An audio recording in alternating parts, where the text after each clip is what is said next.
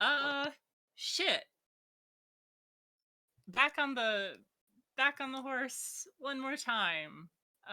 Hopefully not one more time, but again after quite some time. Um, so anyone want to do a recap or is able to do a recap? Because I am absolutely super cool with just recounting whatever happened and or filling in blanks. Uh, I'll absolutely go easy on you since it's been like 3 weeks. 2 weeks? Can't remember. I recall that we tracked, and Quintus ended up finding the individuals we were tracking, who revealed to us that they were servants of the immortal. I don't have my notes open yet. And that she had a commune where anyone who wished to be in her service and wished to live there could essentially like apply to become an undying civilian. And everyone who had gone missing was actually had volunteered to leave and were out in the salt flats, presumably living it out. Yeah, that's actually a pretty good summary. Um, that is exactly what happened. So Also, there's this a is little bit important. to Leander talked about feet for a long time. Yeah. Oh God, I'm so glad that has been completely erased from my memory. Correction. Leander talked about feet for a very brief amount of time, one time, just in a very disturbing fashion. However, it was not remember. a long quantifiable time, but it felt like a very long time. Okay, well, I mean, if a challenge has been issued, just let me know.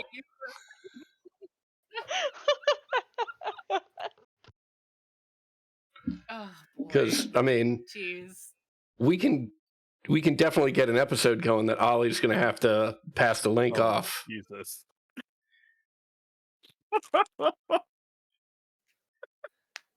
Oh boy.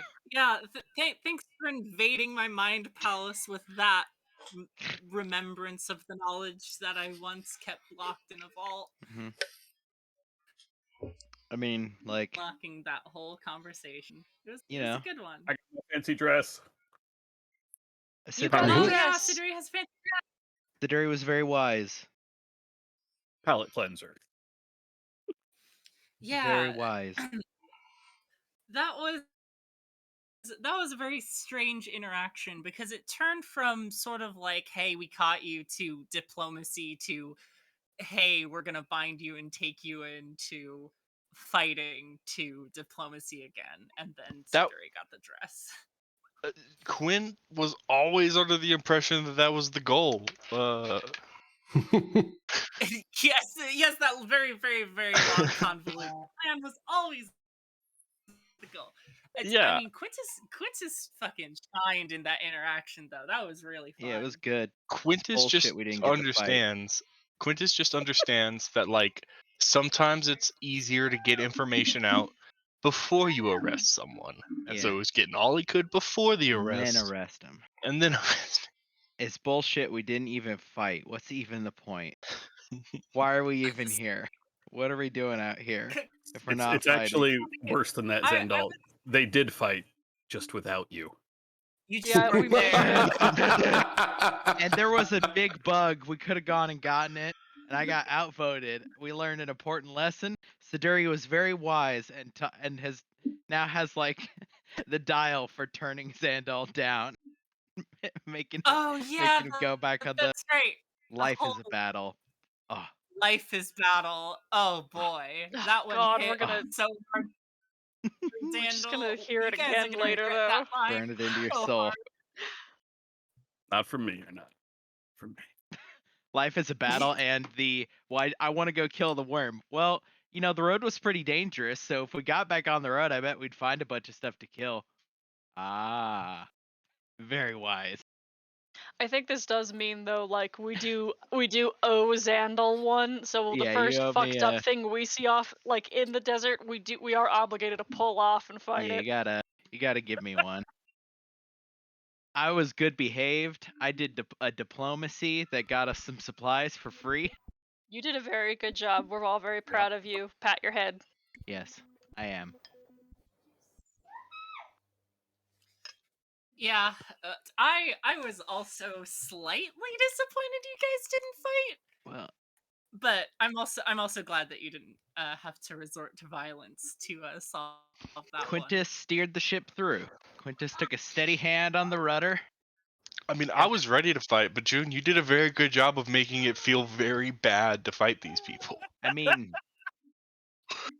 Well, I yeah. mean, I wanted to play the characters, which is I'm happy that I got to like hit some sort of like, oh, this makes sense, because that makes me happy. Like, yeah, I feel like I did them good.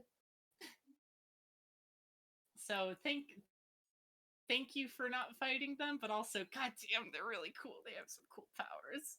Yeah, I mean, look, it's fine. You just take that character sheet, you fold it up, you tear it into pieces, and you put it in a drawer somewhere. Ritually. Hey, Sprinkle it in little pieces on others' character sheets. As I'm doing that, Jess is looking at me from the couch very conspicuously as one of the people who plays in the other campaign I DM. She's like, uh-huh. Okay. Yeah, I mean, the other alternative to like ripping it up and just putting the pieces away is, I don't know, just write a new name at the scratch the old name off and write a new name up at the top. Oh yeah. Honeys, It's like, oh, they didn't get to see any of this. Oh, great. you pretend they all just go away. Fun fact about this campaign, I've been trying to I have like a consistent timeline of every single character since I started testing this game and every single action in the world that they've taken. And I have a consistent timeline of events. So, like, you think someone's not gonna show back up when... Yeah, no, they're all just milling around somewhere. Every NPC, every character, they're doing things. Your actions have consequences. Got it. Anybody we don't want to see again, kill them. Yeah, I mean, is that not just the fucking is that not just the fucking MO? If you don't want to see him again. Yeah, rule 0 is DM rules, and then rule 1 is if you don't want to see somebody again, just fucking get rid of them. Yeah. Also, Thatch used to be a PC. Yeah. Fun fact. We'll kill Thatch yet. Don't worry. Yeah, no, he's real keen on dying. Or acts like he's real keen on dying. Anyways, yeah, that's basically it. You guys made your way out of the tunnels and back to the city. You met up with the rest of the folks, and you guys made tracks to the city of Haraya. Which there was some discussion between taking the sort of like 2-week journey to Haraya to like get to the rites in time, or the week journey to the Salt Flats to like consult with the immortal. Yeah, meet Zahiri. And miss the convergence, which is like sort of it just makes your trip long enough so you missed it. So yeah, you guys are heading towards the city. Any business from last session that we didn't get to RP out that y'all want to talk about while you're riding? We got all the supplies we needed, I think, right? Yep. You guys are chugging along. Loaded up and good.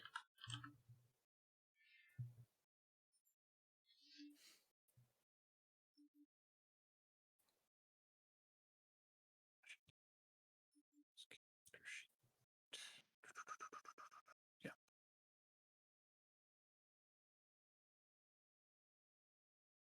That was it.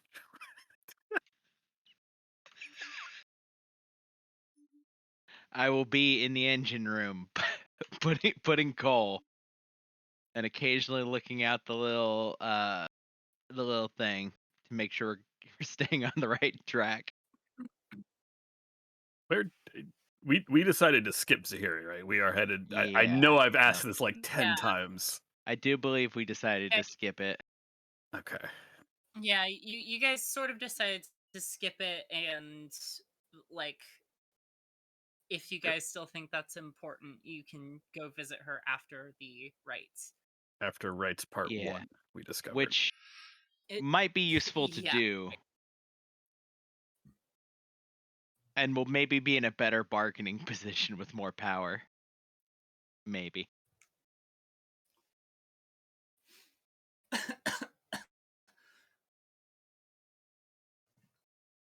So yeah. Nothing from anyone? Nothing in town, no. Wonderful. Then y'all leave the city. And the first few days, like most of the first week, is pretty uneventful. You do sort of cross this boundary where the sand becomes less like red and fine to more just like coarse, barren sand.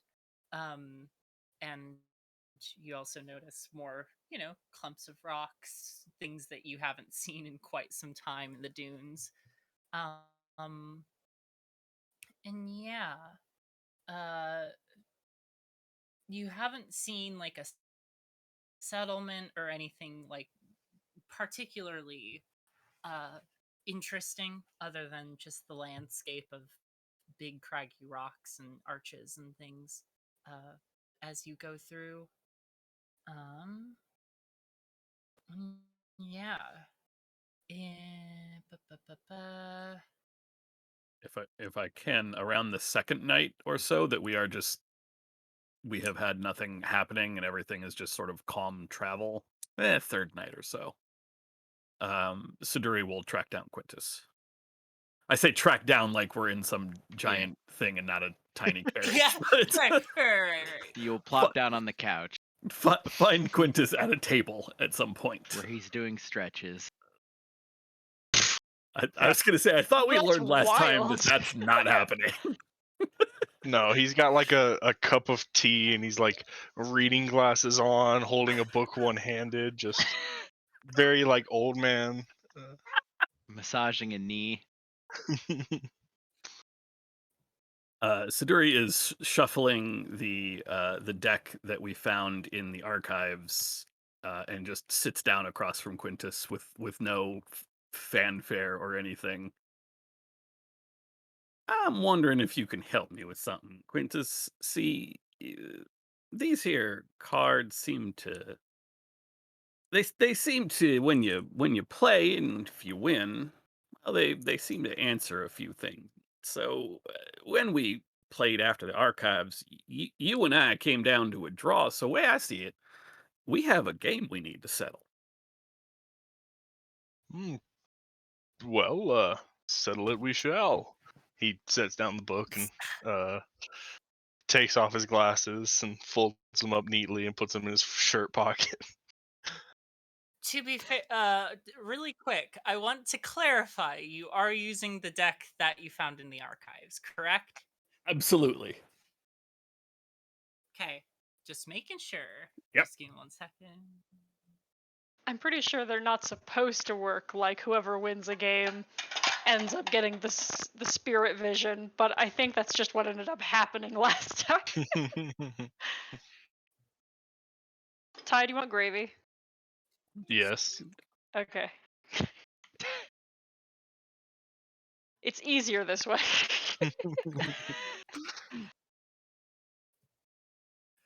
All right. So, you guys are going to play a game. Yep. Both of you roll your checks from I suppose either intelligence, wisdom, or charisma. I can see an argument of any of those being used. Intelligence just being really strategic, wisdom from knowing the game, and charisma from the charisma it takes to bluff, etc. So do your things.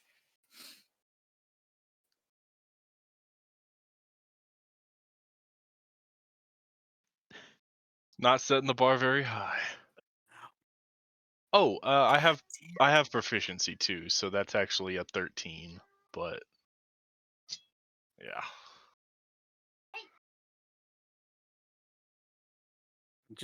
I know we didn't really get off to a great start, what with my hiding the magic that I have, and what with you being the reason I hid my magic for so long. I should have left the reading glasses on. Definitely understandable. There is a very certain irony in that you've said you're worried about the use of magic and the damage that it causes, and you know, I told you how this happened, how I got these abilities. I didn't have them when I was born. I spent years hiding in Showtail. Never, ever used my magic, ever. Not once. Not when we needed things for any of the shows, or when somebody tried to rob us on the streets or anything. But out here, and she will just prestidigitate and create a coffee cup. No coffee, because I can't do that, but just the cup. I know it's not. I admit that there was a certain animosity when we first got here, but Mariana's right. I can't blame you for the actions of all of the Inquisition. The Inquisition was an institution that knew very well how to get its people to do what they wanted it to do. I learned quickly, I was taught about the effects of certain types of magic and how it can damage the world, and that was something that hit home for me very hard, and they used that to get me to do things that I should never have done. Always thinking it was for the good of the people in the world, and these are still concerns I have, but I do understand that they took things a lot further than needed to be. So I apologize if I ever came off as hostile or threatening. I, I do not mean to take power away from good people. Although my history may, that's something I'll have to prove against. But my concern is for the well-being of everyone, and if using your magic helps save anyone, then I think it is good. And that's something I've sort of come to realize as we've been out here, but it occurs to me that at some point we might have to go back into Showtail. I mean, these ley lines or whatever we're following, these pools or points that Ara has found, if I'm understanding that man right, which I could very definitely not be doing. But there's one of those things in Showtail, and if I'm remembering the maps, then we're going to be finding these things. So we might have to go back. And that means that you're going to be, once again, on the wrong side of them.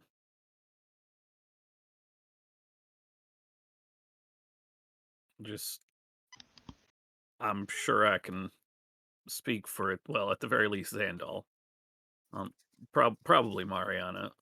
I think I have a good grasp of. We're all gonna be there. Mm-hmm. Well, I was at odds with that institution before they sent me packing, and I don't intend to not be at odds with them. So it will be good to have you on my side. I think actually it will be good to be on y'all's side is the proper way to say that.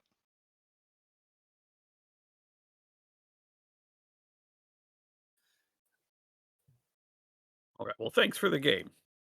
If you ever want another game, you just let me know. Oh,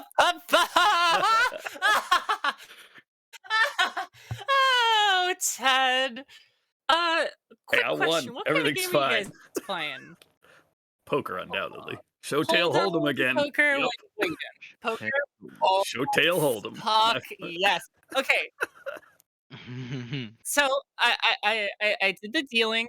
I determined the winning hand. Now, as you're wrapping up this conversation, I suppose that's on for a little bit more.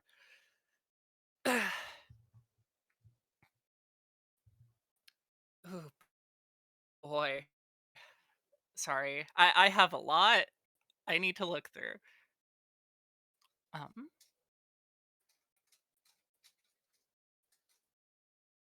Fantastic. Oh fuck yes.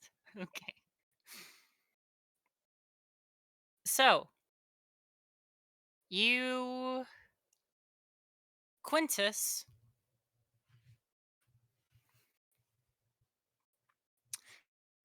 would you say the Inquisition has ever used like that same sort of magic you use on other people? Absolutely. Yeah, that's where I learned most of it. On as the last card of if as you reveal your cards, the highest in Siduri's hand, which is the Queen of Hearts, begins shimmering. And as she reveals her hand, she won with a flush. That Queen of Hearts sort of shimmers, and a golden sort of wave gently washes over you, Quintus. And it feels real familiar. You are under the effects of the spell zone of truth. Oh, Interesting. this is not what I thought this did. Like you're playing with a chaos deck. The rest of you the rest of you also feel like that weird and easy feeling coming through. Siduri, you don't. You are completely fine.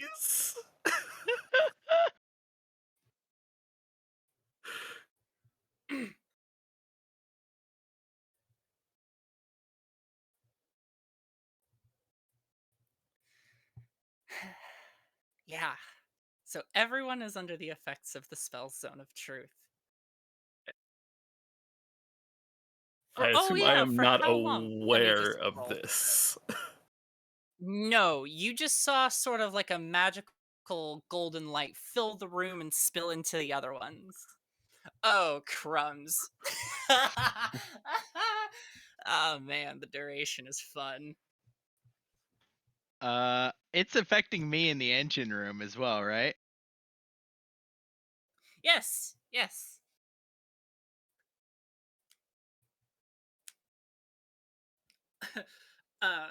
Thatch sort of walks into the room and is like, "Hey,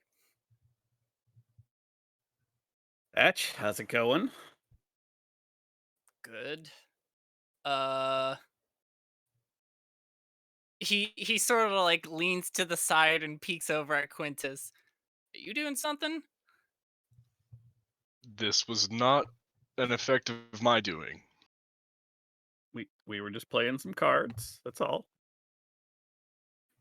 Do you need something, Thatch? No. I just got a real yeah. Something's casting a spell on me and I don't like it.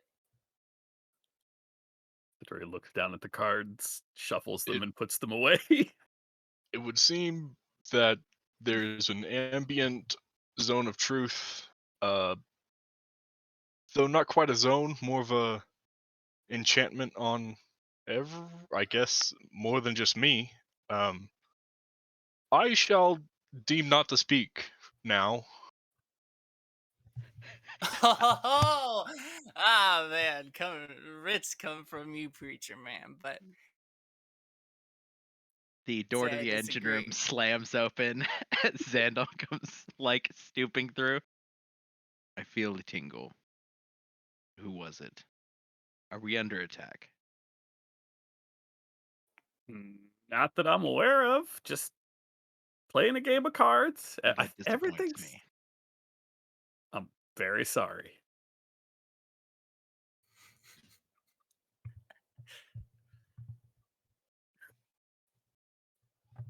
Oh, this is a fun one. Yeah. Siduri, do you take advantage of this in any way? I'm not really aware of what's going on yet. So, well, no, I guess I was literally just told everybody's under zone of truth, but I don't feel it. So, uh, I'll go find Ara. You sort of bump into him on the way out of his sort of like book room. It's like, oh, sorry. Hey, quick question. You said we have to fight like group on group for this first trial, right? Yes. What do you think your friend's chances are in here? Well, bleh. Hadir is a very good fighter, but since this is our first trial, we don't know what we're going up against. Thatch is very competent, as well as Ersheen, who is. He just sort of shudders. Brutal. Mhm. And Why? I'm just curious because that's where we're all heading. How did you get into this whole thing in the first place? You don't mind my asking? Because Connection.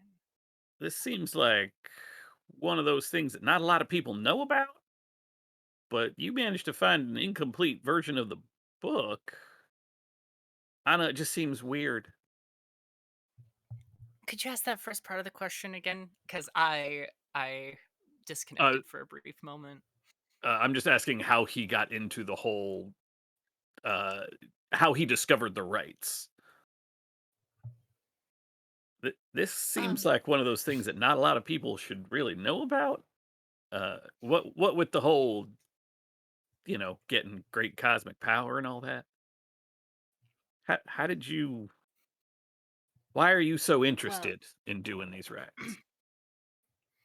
well, I mean, because there are some people, most people, who don't know what's exactly going on, and I am lucky to have come from a family who taught me that things aren't as they seem right now, and the rites must be performed. I'm sure other people, I've heard of anomalies and void creatures slipping through the cracks, although not the big ones, but there are still tell of them, so it means that the problem isn't solved. So I find it imperative. Also, it's one of the few things I'm good at. My What brother and my father specifically? and my mother were all fighters, or at least capable of fighting great wizards and clerics, but I don't possess the power that they do, but I am capable of understanding the book, which is good enough to be a reader.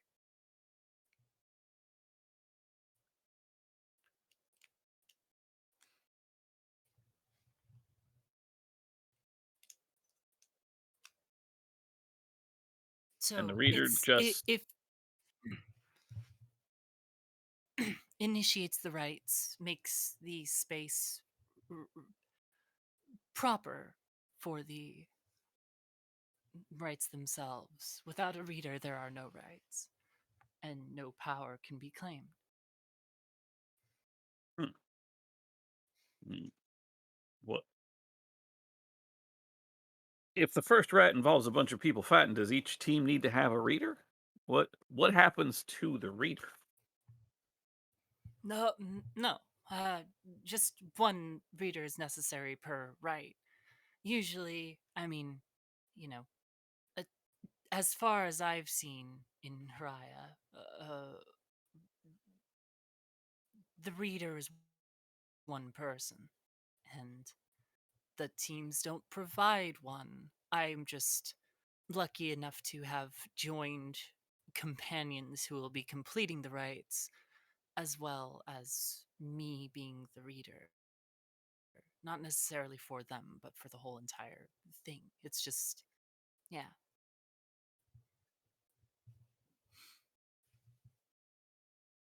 How did you find these? How did you find your team? There's a whole great waste out here.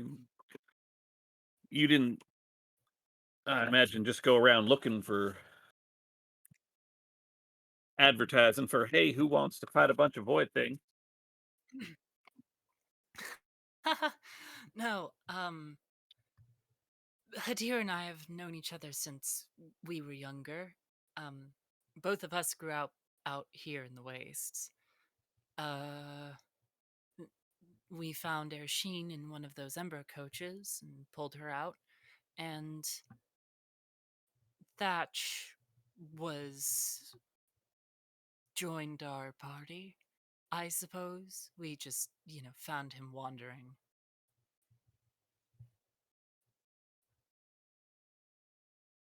Found him Where's wandering. Right. Yes, in the wastes. I'm sorry, you were gonna. Gonna what? I thought he was about to ask something. Never mind. Mm-mm.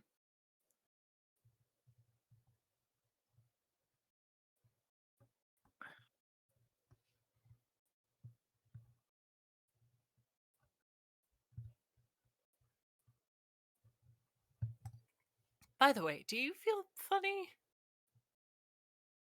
There was a bright golden flash. Something happened. I'm not entirely positive what. Uh, Quintus said it was some sort of truth spell, but I mean, Huh. I can still like, and I will point at something red and just say that there's blue. So like, I mean, I assume it was nothing.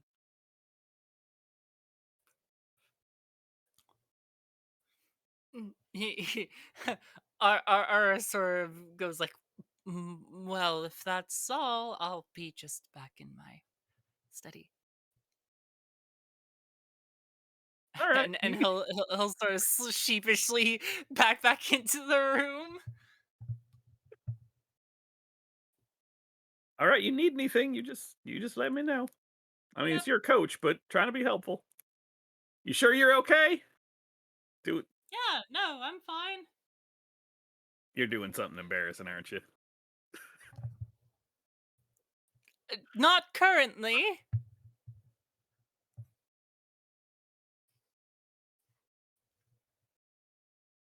I will leave poor Ara alone. You tormented him enough. Well, hope this all blows over.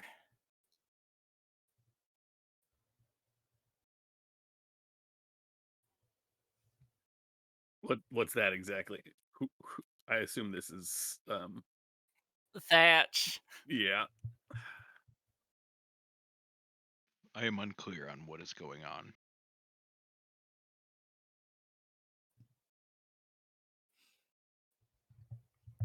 Hey, okay, Well, well, I mean, Xandal, tell me that red pillow is blue. It is not blue.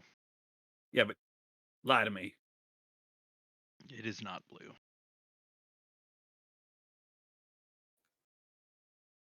All right. Well, guess that answers that. Maybe I don't know. I thought It is.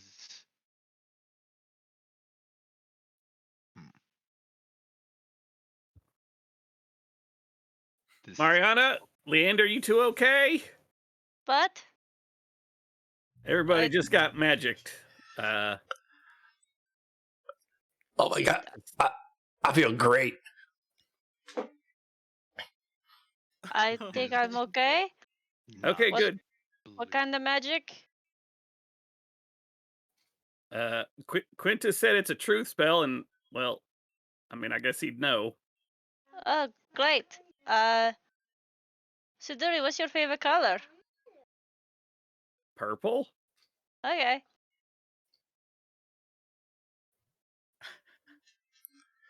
I mean, Leander like, I don't know comes. what to do with the truth spell or even why it's happening, but sure. Well, I think it's my cards. See, last time I used them, I got that visit from Silas, and I was thinking that would happen again, and I could ask Silas some questions, but it seems I don't quite understand Oh. how they work. So, Oh, do you want to like talk to your god? I mean, I'd kind of like to know what the plan is. Yeah. Oh well, okay. I mean, that's not gonna happen, like, for sure. But I mean, like, Well, last time we had a little conversation, and it wasn't really pleasant, but that's what I was trying to do again. Have a little okay. chat, but it didn't happen. So, How have you sorry, been? everybody. If you want to speak with your god, I mean, I don't know if it's gonna work the same, but Quintus and I read the Book of Rites, and then we both spoke to O'Neill. Oh, Yeah, it was really cool. I mean, I don't know if it worked the same, but I mean, it happened that way for us anyway. But like, maybe because O'Neill's a little bit more straightforward as far as gods go. Like, he doesn't fuck about like a lot of them sometimes do. Yeah, I was gonna say Silas is kind of a. I'm not Yeah. gonna say. Well, never. I'm just not gonna say. I mean, if that's the case, I don't think playing cards to try to talk to him to get answers from him is going to work. Like, But I mean, it worked once. That was my point. It worked once. it worked once to speak with him, but did you get answers? Yeah. That was when he told me we're gonna have to fight the void creatures. Can't just seal them up. Okay. I'm gonna like hazard to say that may not like. I feel like it's gonna be really hard to get down to work again. But you can try the book. I don't know if it'll I work. want to read the book. Oh, okay. Sandal wants to read the book. I doubt I would be capable of doing the whatever it is. It's I'll give you a warning. It's kind of a hard read, but you know you're welcome to it. I think Quintus, you have it right. Yes, I've got it here. Are there any good stories of battle? A little bit, not really. It's not really about that. This sounds very tedious. It's got pictures. Mm, Look, What you do don't have to read it. Like, I want to read it now.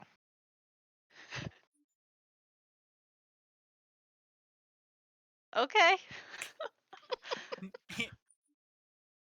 Interwiz, my guy.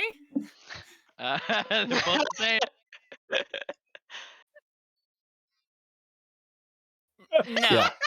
Xandal, you like flip through like a good like 10 pages manually, and it is while there are battles being depicted, it is all very like, not It's not gritty about that. and realistic and fun. It's not about that. It's just like this beautiful illuminated manuscript and you He's get just bored. like he turns his back and just like hunkers over it, so everybody can like see him like focusing so hard, and you just see his shoulders slowly like slumping. Yeah. Uh, No somebody, effects. somebody should wake him up before he drools on that book. This is a bad book. It is not. It is It's a a really bad good book. It's really pretty. Probably took like a better part of a year to get it all perfect. It's a waste of time. Hey. I'm angry at this book. Okay, well I'm gonna take it away before you start like Yes, getting please. fussy about it. Please, please do. I do. Speaking only truth is not as difficult as I thought it would be. Yeah, see, the every fun lie part about has a this little bit spell of is truth in it.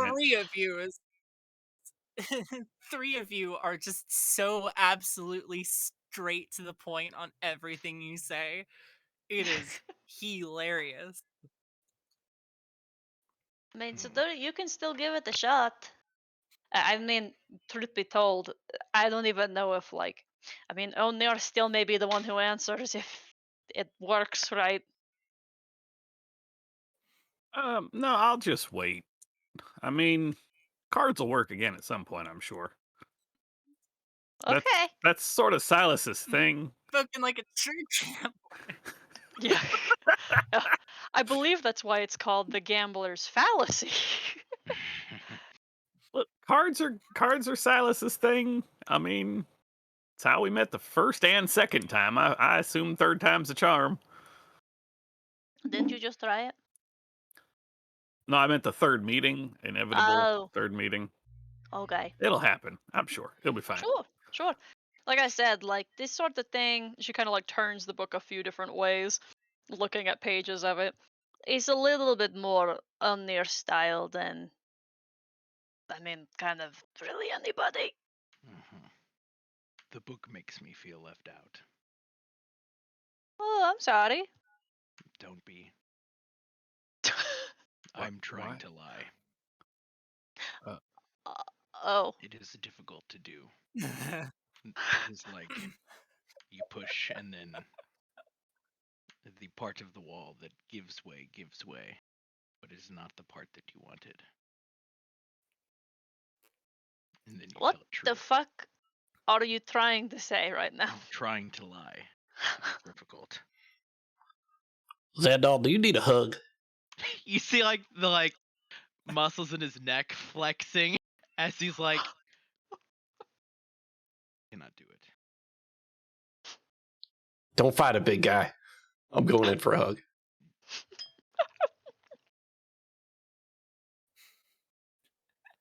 You're disconcerting. See, you can lie just fine. How's that feel? I feel good. You feel better? I do not feel better, but it did not feel entirely unpleasant. Yeah, see? That's the Leander special. Does not feel entirely unpleasant. Well, now it feels unpleasant.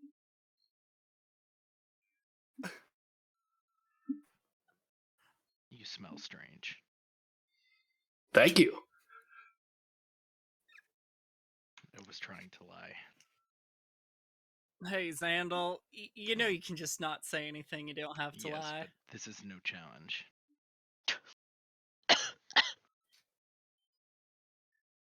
Well, I mean, you're not gonna beat it.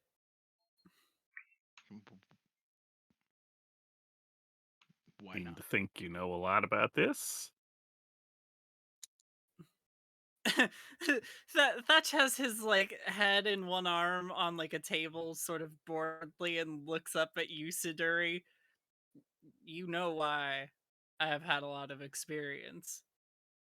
I I don't really know why, considering I don't really know a whole lot about you, Thatch. I know Ara said they found you wandering. I mean, what? Why are you on this quest? Like, why are you willing to risk these trials? I mean, if you want to wait till the spell's off so that you don't have to, I understand. Well, I mean, no sense in covering it up. It's not like it's a dirty secret or anything. But Dren is my patron god.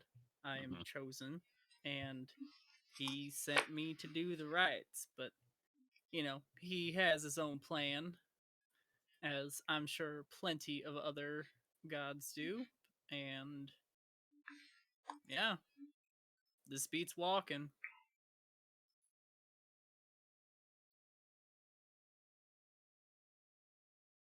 I mean, I'm in exile. Where the hell else would you expect them to find me? A hotel somewhere? I mean, we're all exiles. Well, I guess not Ara if he was born out here.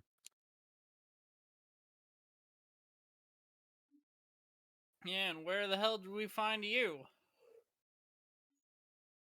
All right, fair point. I wasn't really wandering. Well, no, we were definitely wandering. No, we weren't. We had it. We had a destination. Yeah, we wouldn't know where we were going. Oh, you mean where did they find us? We found you in a crashed coach. Yeah, no, I know that. I was there. Yeah.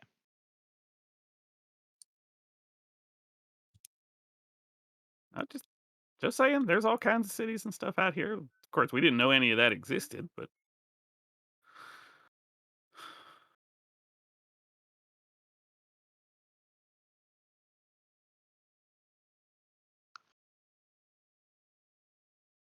How long is this going to last?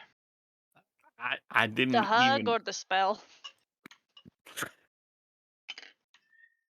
Come on, put your arms around my waist. I would have to stoop.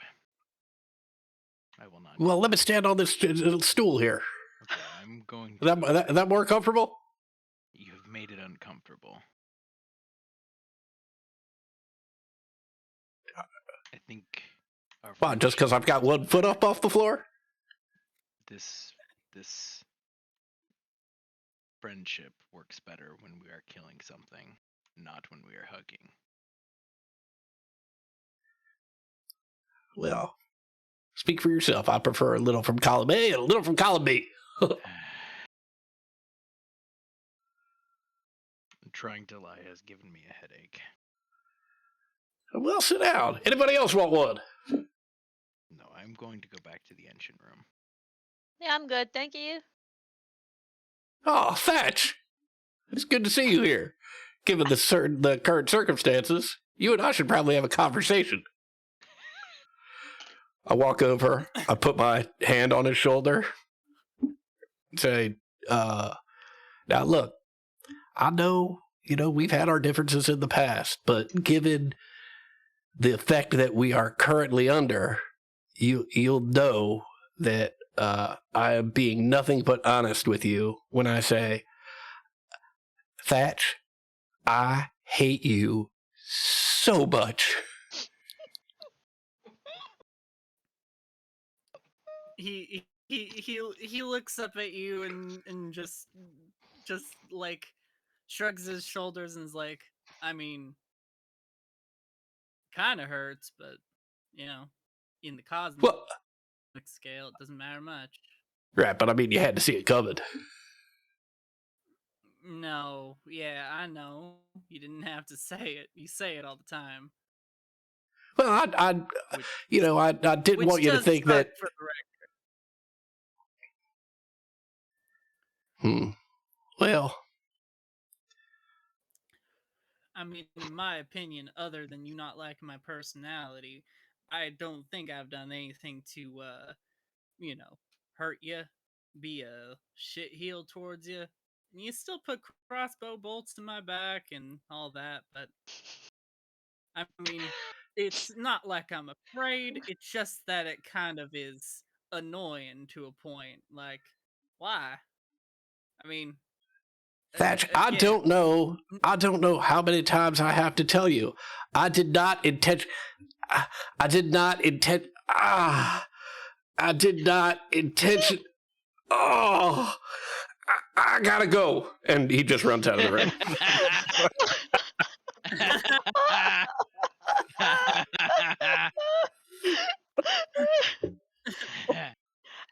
Obviously, the context of that is That's totally terrific. But just the additional context of you started that conversation. Yeah. Yeah, buddy, sit down. You're gonna admit to some secrets. Oh, wait. Yeah, I gotta get out of here. Oh, boy. Yeah, so I believe the crew sort of keeps to themselves, other than Hadir sort of passing through to get to Ara's study every once in a while. Um, if there is nothing else y'all want to talk about at the Mo, Have we inadvertently can go helped on to keep the us next quiet day. for a while. Yep, that'll Yeah. shut everybody up for a bit. Where is the Mo? The what? Well, you said No, if like there's anything you'd like the to speak moment about at the Mo. at the Oh, Mo, okay. I thought you or were sorry, talking about some kind at of the like moment. bar No, or no, no, no. something. Bar, the Mo. I am furiously writing down notes. That's what we call the bar top and the coach, the Mo. Mo. Yeah. You're gonna make Max cry. You did a cinnamon roll.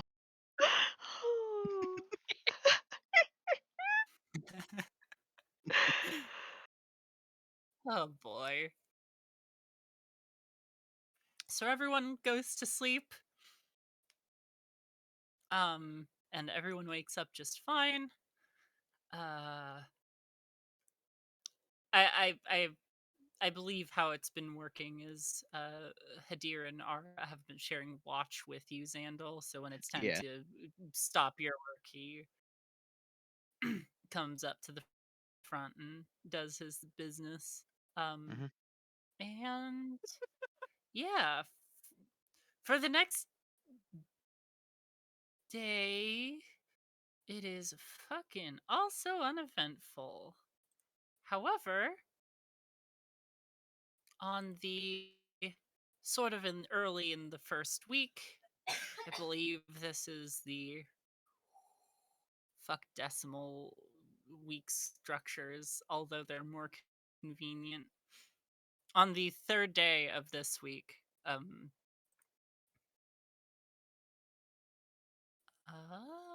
Xandal, roll me a perception check, please. Oh. Okay. Oh, well, so was that a real thing, Ted? No, You that offering was to play me. cards with someone? Okay. I mean, I'll No, play I just regular wanted to make cards. sure. Normal cards. Yeah, because if you offer, Thatch will be up for it. Oh. 18 I don't in want that special perception. card. Yep. Okay. So, also, I don't think you guys have identified it, which is the funniest part of those cards. That's for one of the magic cards? users Yeah, I to don't do. know. We definitely did because I attuned to them.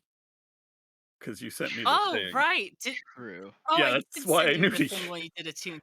Uh-huh. Right.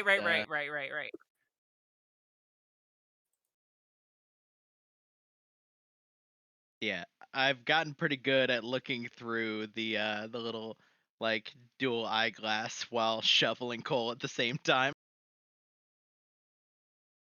Yeah, so on geez, roll 20. Why does your connection have to be interrupted every 3 seconds? Why is my internet trash? Okay.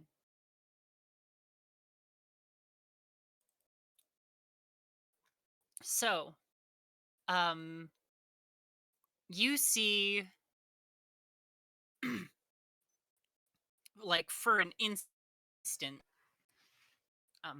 a large shadow pass above you, as well as a few other shadows darting behind it. Like, the eyeglass just goes sort of Mhm. way darker than the desert sun.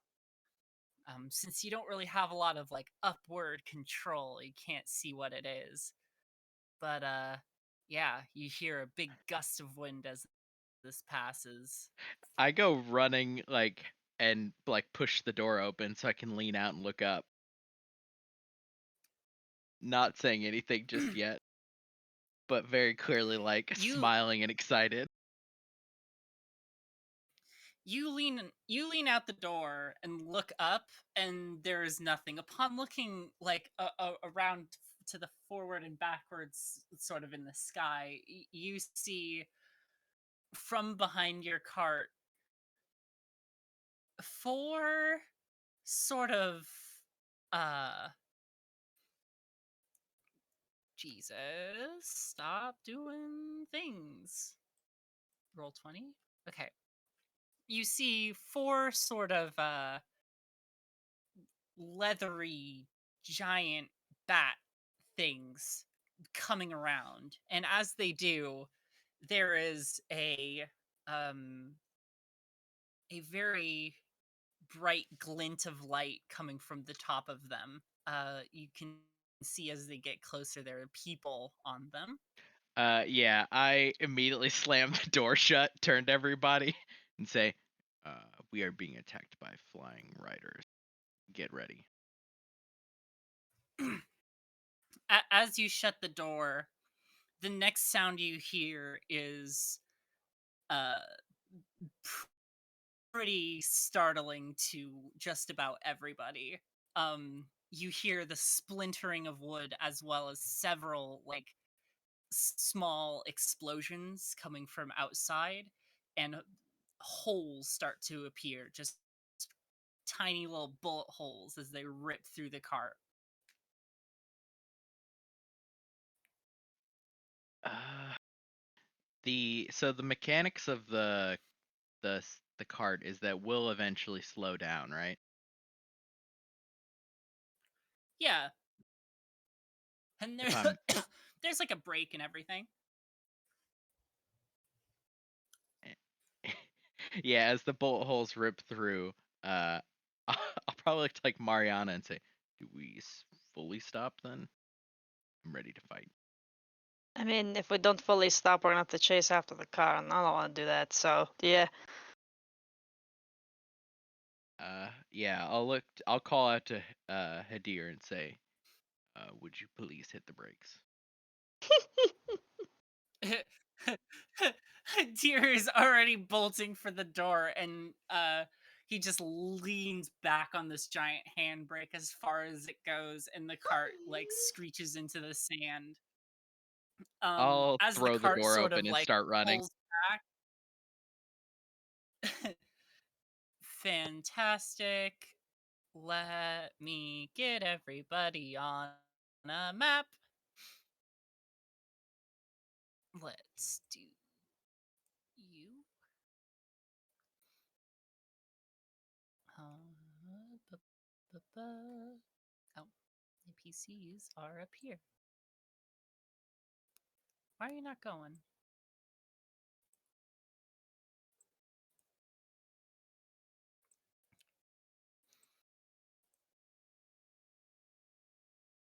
Mariana. Oh, I did it twice.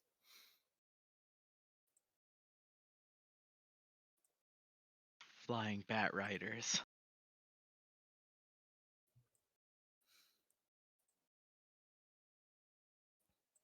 Uh-huh.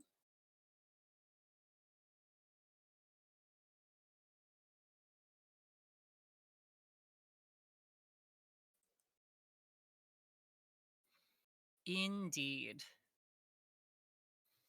Sorry, I have so many fucking goddamn like NPC and monster tokens in this game.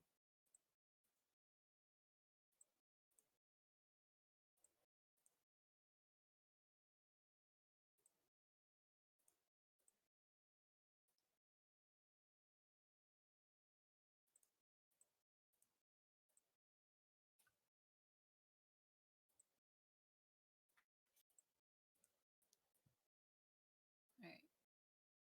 So, let's get you all on a map. Pardon the emptiness. And let's get you... Oh, sorry. I almost forgot. Oh.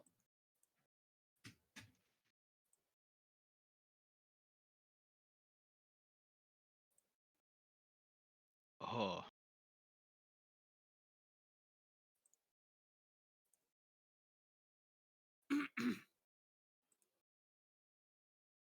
Holy fucking shit, Siduri.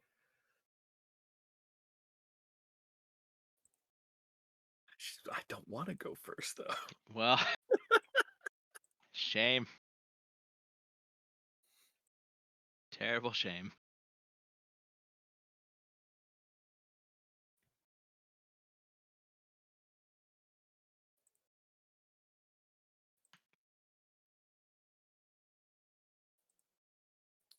Ooh.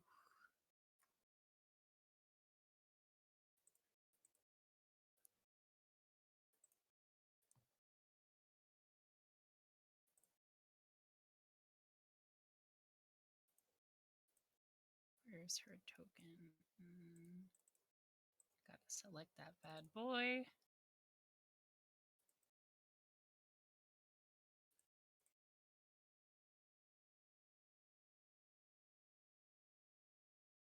And the one more that I'm missing.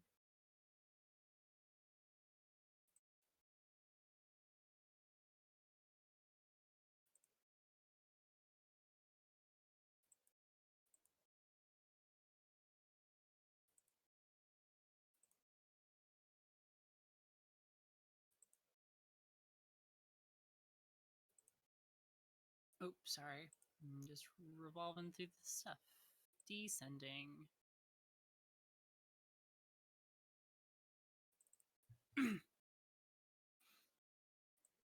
So Xandal, as you come running out, you feel a big thunk as one of these things lands on the Ember coach and roars down at you. It is a giant, big old bat creature.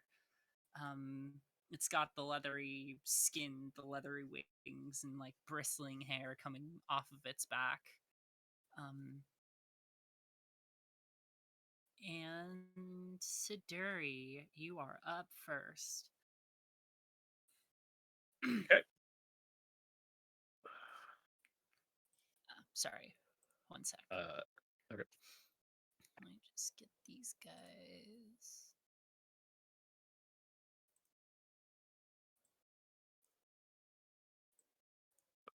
The art is cool.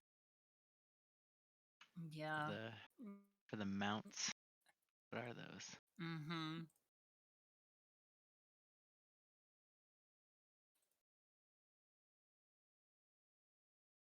One of these bad boys. Oh wait, don't click through the character sheet. Hey, wait. I forgot that does that. Yeah, I had that issue. I almost did that on something the other day. Hey, God damn it. I'm dumb. June's dumb. We all know. All right, Siduri, you're up first. Hey! Don't talk like that. You can't stop me. I'll keep yelling at you. I will.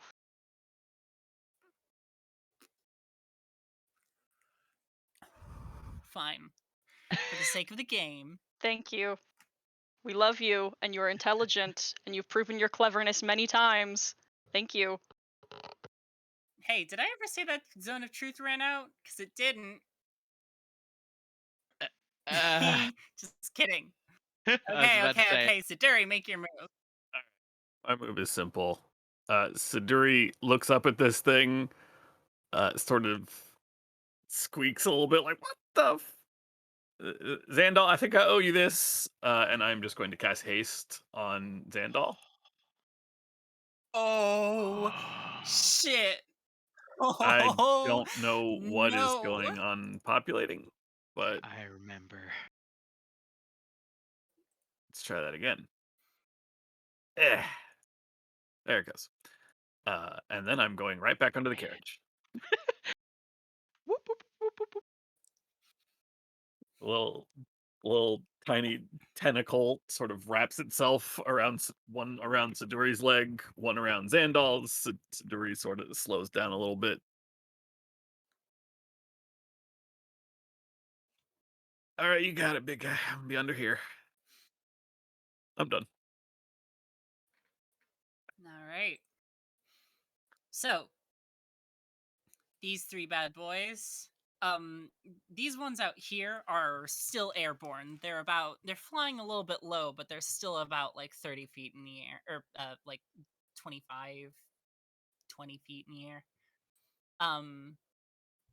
And they will, 2 of these guys start doing a flyby on you, Xandal. The bandit that is on one of these mounts will go ahead and make an attack with 18 is my current. 8, Jesus I got fucking haste. claw. Oh my god, wait, you're right. I got haste. Well, let's see if any of these boys hit ya.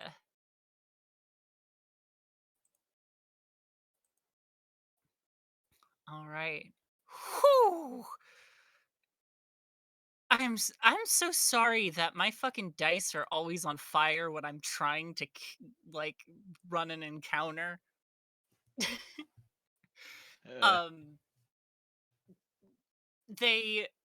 Those 2 draw short bows and begin plinking on at ya. Using oh my fucking glob. All right. Mrs. Consistency over here. 2 arrows are gonna land in ya, dealing 5 piercing each. Okie dokie. This third one from behind is also going to follow suit. Or sorry, no, I already rolled for him. You're good. And that is their turn. Quintus? Okay, let's see. 1, 2, 3, 4. I'm going to cast a 2nd level bless on everyone except myself. 2. And is anyone in range to make a weapon attack? Let me see. No. No, you're currently still inside the Ember Coach. Yeah, this thing here is on top of the Ember Coach, and the others are flying currently. Does Leander have his crossbow out? Good question. I mean, it's a hand crossbow. It's always out, but I'm also in the Ember Coach. Yeah, if you compel him to attack, he doesn't really have line of sight on any of these guys. Okay, well, I don't have to. I suppose you could shoot through a window at this guy. I mean, if you I'm really not using. wanted to I'm bust not a using. window. You can if you want to use your reaction to do that, but like it doesn't cost me anything to let you do that. So. All right, fantastic. such a good feature. Holy shit. Right. And I'm guessing that I can't use sharpshooter for that. Does anybody know You can how use that works? sharpshooter at any time. It doesn't have to be on Oh, your turn. well then, fantastic.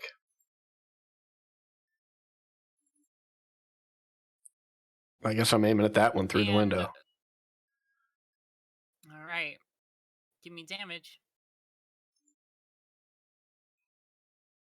Whew. That's some hot stuff.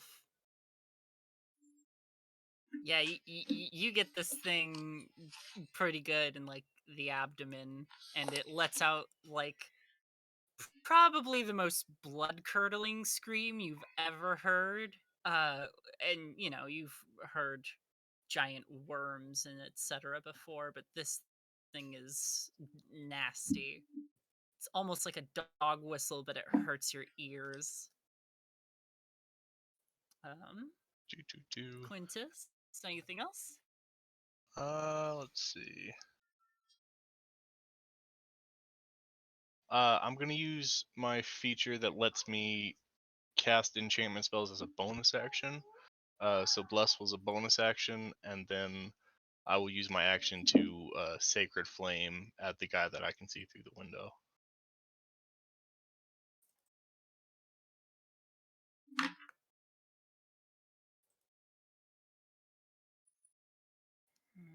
All right. Are you doing the rider or the mount?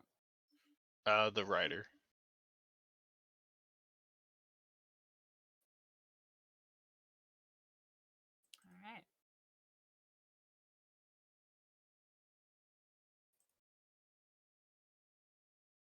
All right. And that will be it for my turn. All right. The rider sort of yanks on the reins and avoids the sacred flame. Does it do half damage on No, it doesn't. failed saves? Nope.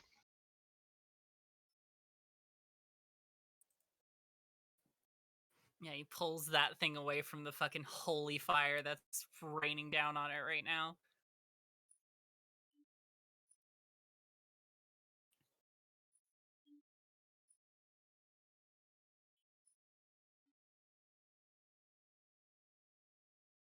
That is it for my turn. All right.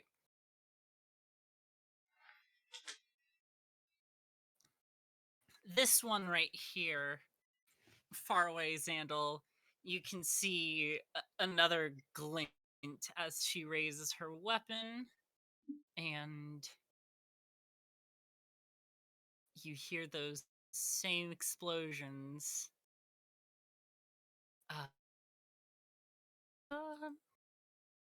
Yep.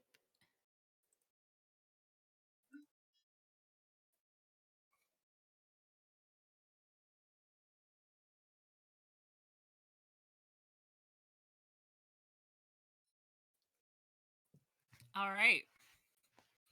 Two of these bad boys rip through you, doing 5 and 7 piercing damage each. Okay. And wait, I feel like that damage is like, oh, it's because I rolled ones. Ha ha ha. Okay, I was like, did I fucking put something in wrong? I didn't. I just rolled poorly. And that's gonna be. And she's gonna bring it in a little closer. Okay. Xandal, it's your turn. Yeah, so she's still flying, right? Uh-huh. She's about 20 Okay. feet in the air. Yeah, but this one's landed. First things first, Which rage. is on the Ember Coat. Yeah. Rage, basically vault up on the Ember Coat. And I will start swinging at the fucking ram. So it's yeah, reckless.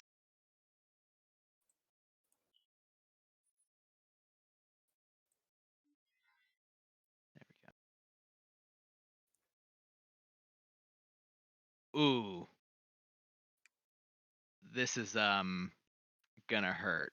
Nice. Yeah, hell yeah. This is gonna hurt. That is Uh, gonna hurt a Crusher will fuck go off as ton. well. 35. Jeez. What does Crusher do? Holy shit. Yeah, so attack rolls against the creature are made with advantage from here. Like, if anybody else attacks and I don't kill it here. That's first attack. As hold on 1 second. Mhm. As you raise your maul to crush this thing incredibly brutally, you hear the pop of 3 more shots go off, just sustained fire as you got up onto this thing. And she's going to try and hold you down with fire. Come on, Q, please. Oh, my roll 20's being wonky. Oh.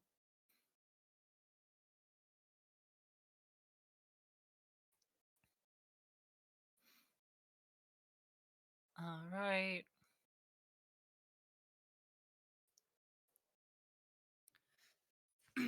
And while I guess unawares, and while she's not very much aiming for you,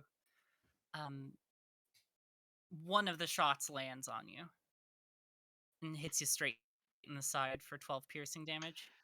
Okay. And you have disadvantage on attack rolls for this turn. Interesting. Okay. Right. I'm going to. How big is this thing? Size-wise? Way bigger than you. Oh, you meant like size class? Yeah. This thing is. I'm medium. Oh boy. I Yeah, think. it's large. Unless Utamile are extra large. Or like are No, large. It's large. They're still considered medium. It's large. Can I knock it 5 feet off the coach? Like You just can sweep absolutely it? try. Well, the crusher feat, Let's. when I hit a creature with an attack, I can move it 5 feet to an unoccupied space, provided the target is no more than 1 size larger than you. So essentially just driving it off the top of the coach and onto the ground. Which is the next, like, 5 feet over.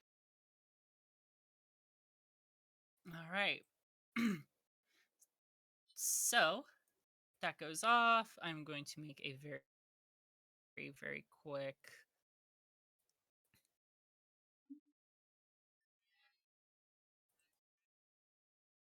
Could you just really quick make me a strength check for me? Yeah. No, it gets pushed regardless, but I just want a a normal strength? Mm-hmm. Yeah, I have advantage technically. Eh. Don't think bless technically applies to that. No. All right. So the rider will fall off as it hits the ground and does a roll. And he is now prone. So he topples off and rolls on the ground. The Dreadwing sort of rolls back onto all fours and screeches at you. Mm-hmm. Okay. I'm still good, right? Or do I get knocked prone? Yeah, you're still good. Okay. No, you're good. I am going to run and, like, vault off the top of this thing, just bringing the hammer down on the rider that just dropped. All right. Yeah, I guess technically it'll just be normal, because even though I'm recklessing and it's prone, it's like advantage, disadvantage, advantage. If I make him out ahead, I guess I don't know what these stacking It's just advantage. normal. Yeah. It cancels. If it's advantage from and disadvantage, and then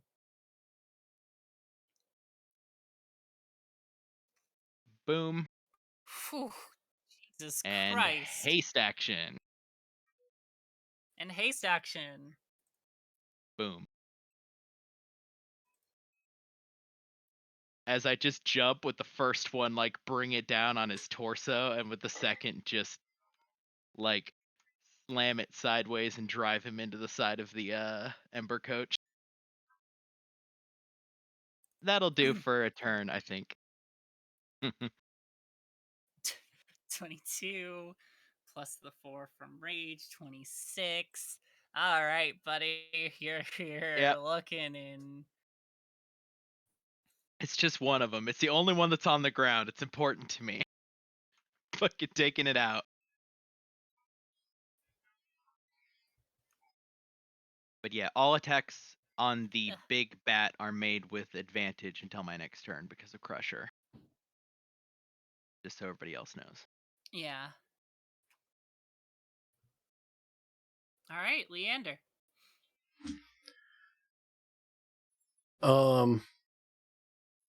Would I have been able to tell where these fire's coming from? For lack of a better term, where these bullets are coming from? Yeah. I'm gonna.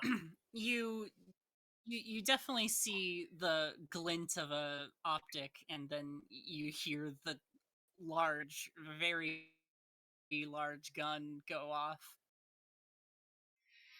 Okay, and it's coming from this individual, correct? Okay. I will exit the Ember coach. Oh God! Get away from the pointy bits. And just try and get somewhere safe, and then I'm going to aim at the creature that this individual is riding. How high up in the air are they? 25 feet. Okay. Awesome. Awesome. Oh my fucking God. There we go. Okay. Yeah. Something. Thank you, ma'am. All right. And then my Gloomstalker attack. Awesome. Fantastic. Good lord. And that's it for Leander. 10 isn't 14 damage isn't nothing. No, it's not.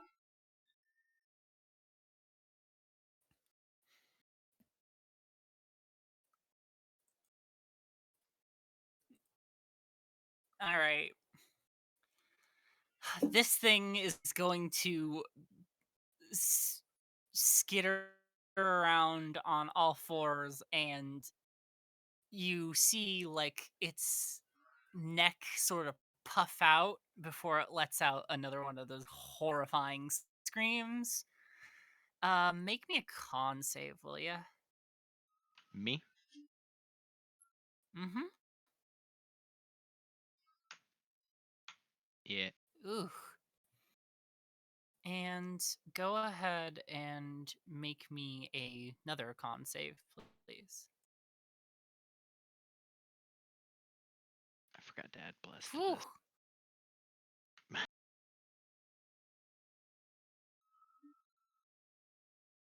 Show global save modifier. Yep. Yep. Okay. Yeah. Whew. All right. So you get screamed at from 2 different directions. Actually, you know what? I forgot to make a More. save for this guy. He's in a Oh, bad he way. fucking passes. He fucking passes. Yeah, my guy. He's Look, still standing. He's used to it. He's used to hearing it. Fuckers scream all the time. He's got special earbuds. Yeah, they're all wearing like earplugs. Yeah. All right, that'll be the turn for the boys. Mariana. Okay. Excuse me, kid. Okay. Out of the coach. And this thing is on the ground, yeah? Mm-hmm. And there's advantage against it, so I am going to call, hold on, let me make sure.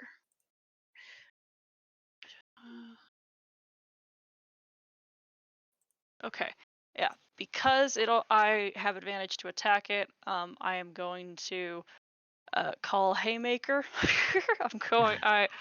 I'm gonna swing wild haymakers and attack at neutral. Um, and if I hit, I will do max damage. We'll see. Okay. So Yes. max damage is actually That's 10, Nice. and my second attack, another 10, and for my bonus action, I'm going to try to grapple it. Oof.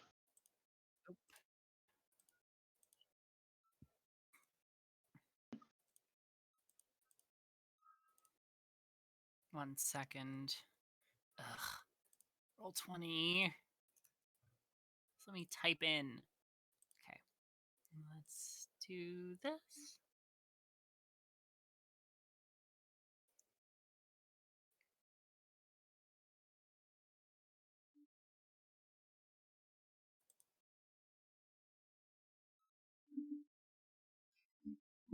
Come on, roll 20. You can do it.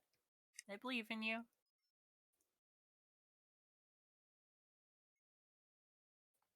Oh God. Yeah. You punch it in the back twice and it sort of like crumples and you grab its like hind legs and you now have it grappled. I've just like jumped on top of it and I'm trying to stamp on its throat, and then I'm going to drag it to here. So it's here. And while I have it grappled, I have half cover. Oh, hell yeah. You just Incredible. fucking using it as a poncho. Yeah. Oh, That that's is fucking that is cool. such a sick ability. Yeah, Ah, I love hell that yeah. a Oh, lot. and you can make it attack the thing back. Yeah. Yeah, Oh again. boy. Yeah. So that's my turn. I think Siduri is next, but their token is missing. They're gone. Oh. Wait, I swear I put Siduri on there. No, I definitely was on there. Yeah, but then disappeared. Did my Didn't token get disappear? deleted? Token Siduri is was token gone. is over gone. here, and then it's gone. Oh, Huh. what? Do you remember what your initiative was? I'm It was sorry. It was 22. 22. What happened? Yeah, I rolled Yeah. a nat 20. Yep. I don't know what happened. My initiative or my dex is 15, so it should be a 22.15. Yeah, okay. Let's just go ahead and write it in once you roll it. Siduri had skittered Token. underneath. That should be a. Nope. What did I do? Good enough. Oops. Let's do not the right one. Okay, I give up. there we go. That's the right one. Siduri, your turn. All right. This friend that is up in the air. Oh, I'm go so ahead. sorry. No, go ahead. My Moxie die is actually a D8 now. Oh. So that's 4 more damage to that creature, Okay, and I'll fix that. it's looking in a very bad way.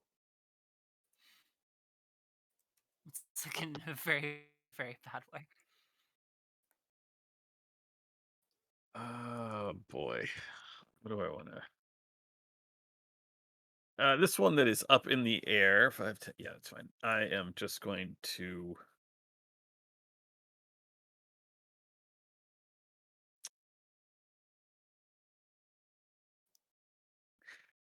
I am going to cast.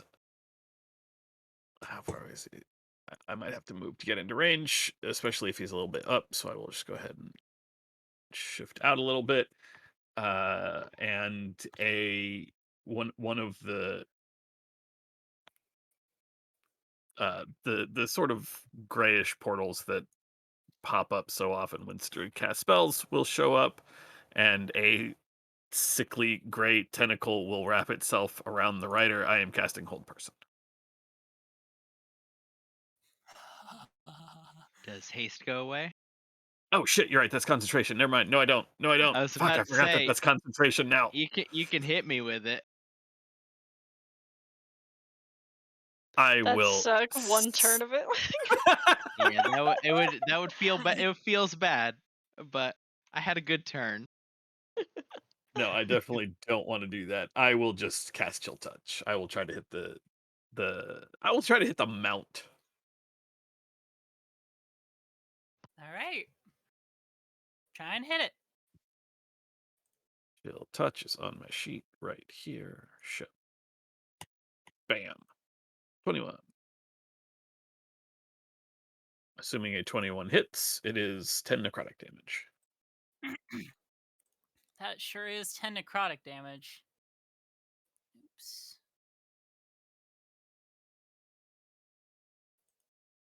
All right. Gosh, how many of these Fantastic. spells are concentration? Oh boy. I know. That's lot of always them like said. the worst A thing. lot of ones, yeah. There are a lot of No, actually, concentration really, it's spells. just Hold Person. On your list? On my no, Hunger of Hadar. Okay. All right, that's it. That's it for me. All right.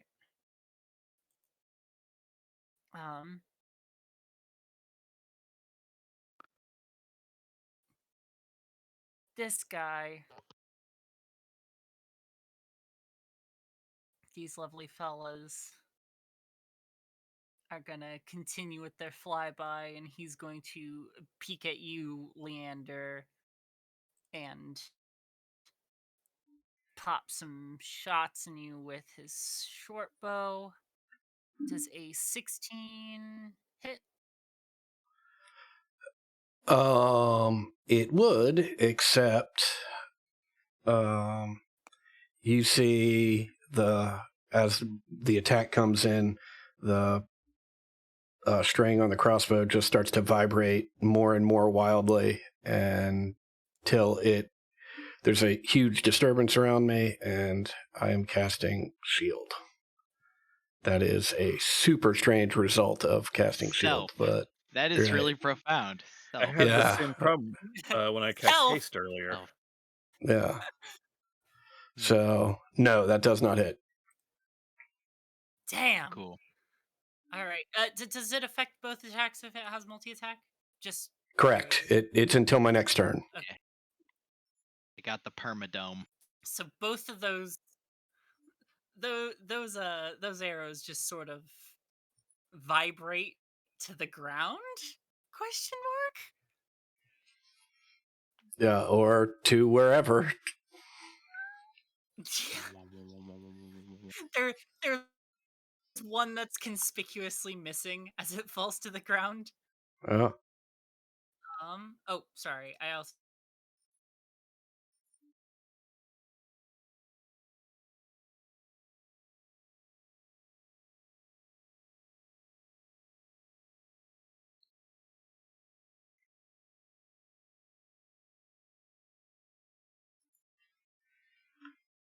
Who else is getting shot?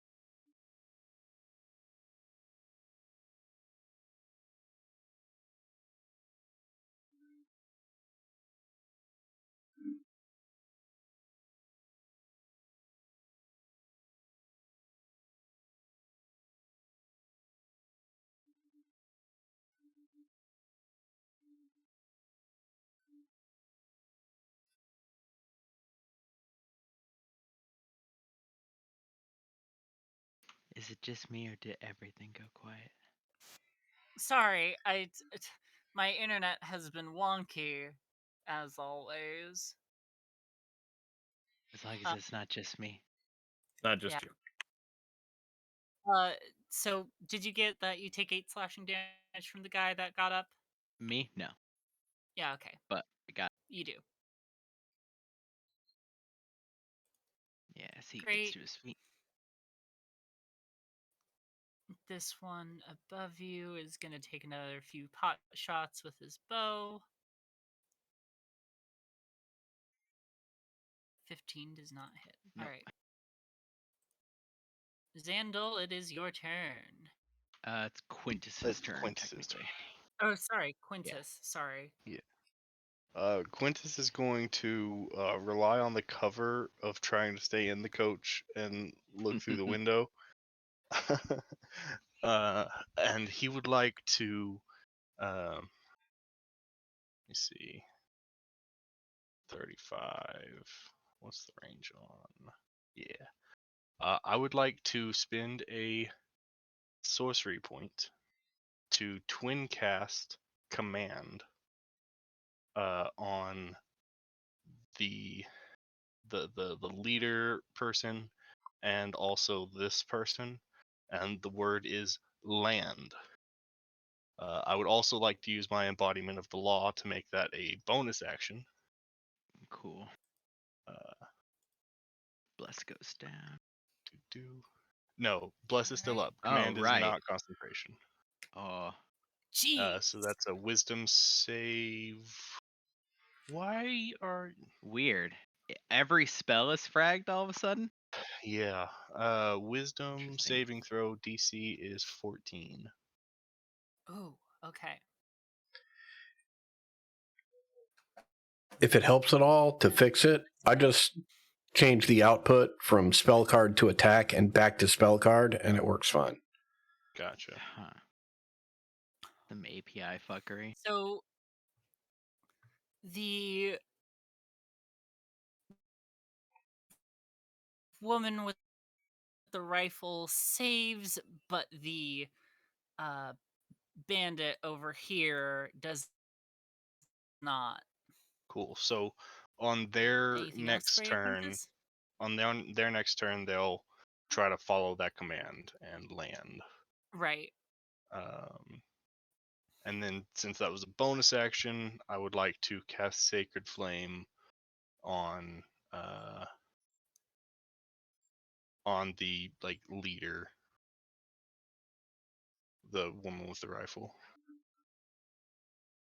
All right. Dexterity saving throw. Let's get. Whew! That's a 20. Okay. As she's And that's flying it in, for my she turn. just pulls a little barrel roll. All right, Xandal, you're up. Okay. Yeah, on the one next to me, I'll start a swinging with the reckless. Well,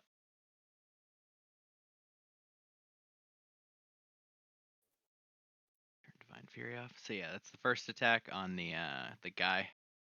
How's he looking? Oh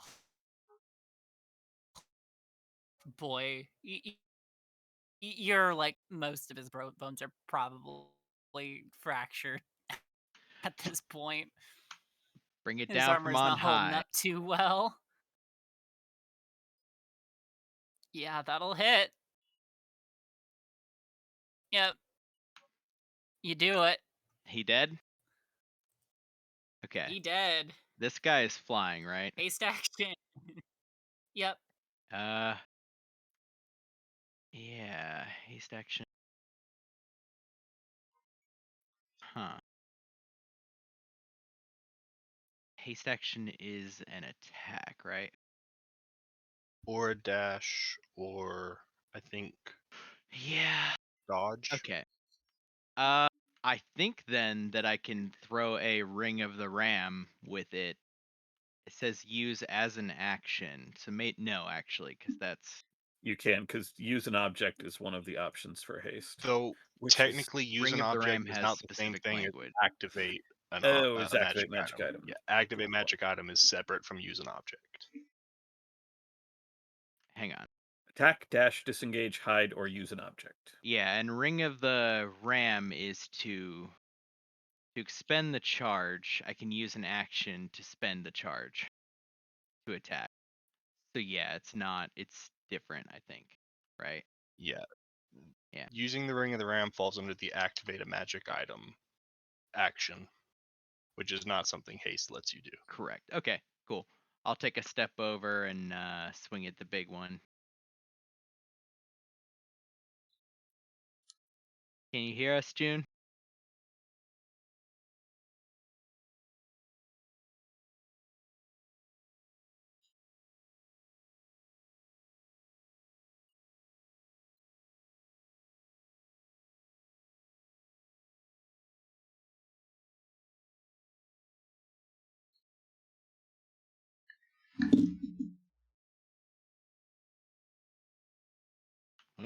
I'm trending lower and lower.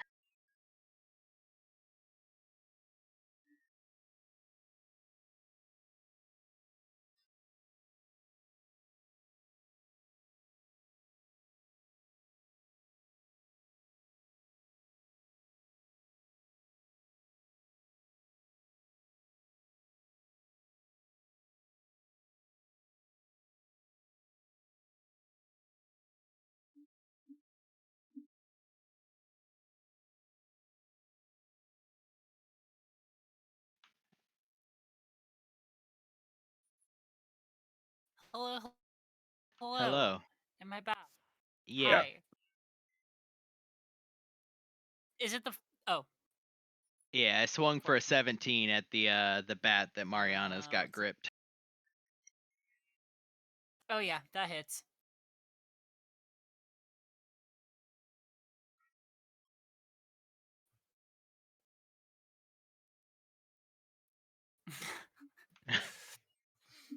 As she's like dragging it away by its haunches, trying to like claw at the ground, and you just bring it down straight on its skull, dead.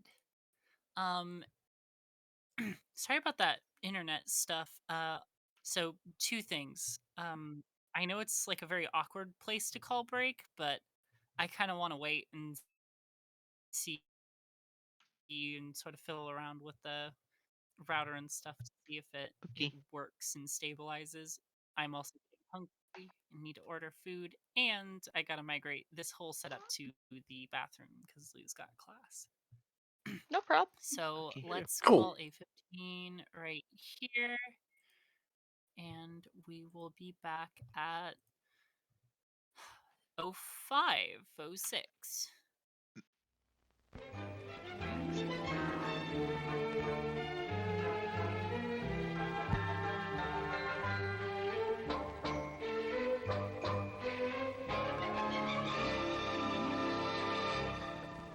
And now, intermission.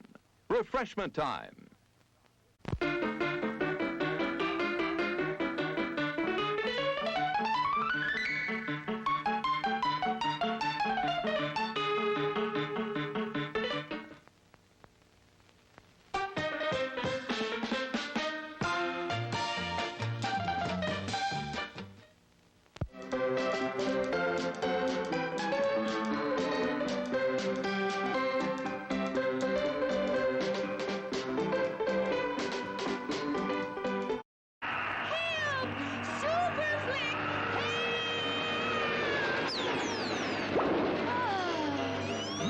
Sure is great being in a drive-in watching Super Flick and eating all this great food. This flick is making me hungry. It makes me want to flick my bick. We should have gone to the drive-in where we could eat and flick to our heart's content. Well, what are we waiting for? Well, come on then.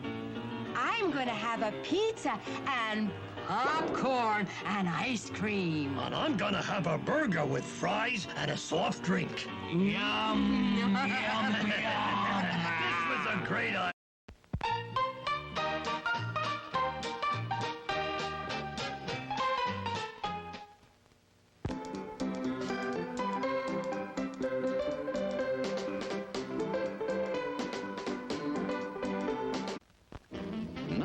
that's not big enough.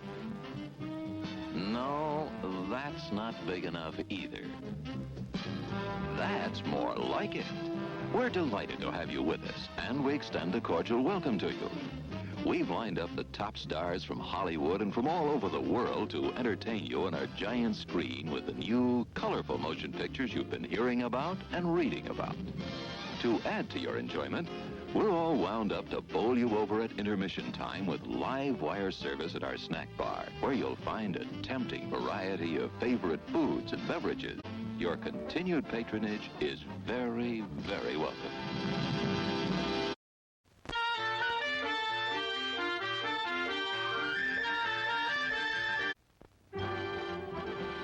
It's intermission. Rise and stretch time. Time to refresh yourself and visit our snack bar. Got a yen for hot popcorn? Your favorite soft drinks are sparkling cold. The juicy Frank sizzling hot. There's delicious coffee, freshly brewed, and all kinds of ice cream and candy to tempt you. Showtime will be announced loud and clear to get you back to your car in time. So stretch your legs. Come to the snack bar now.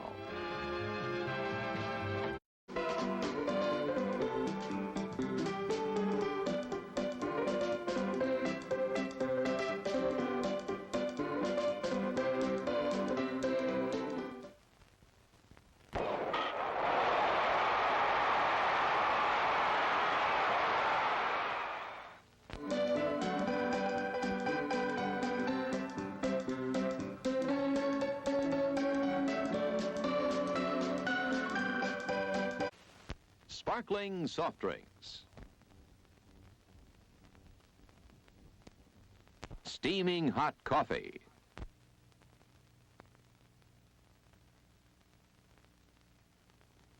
Steamed or grilled hot dogs.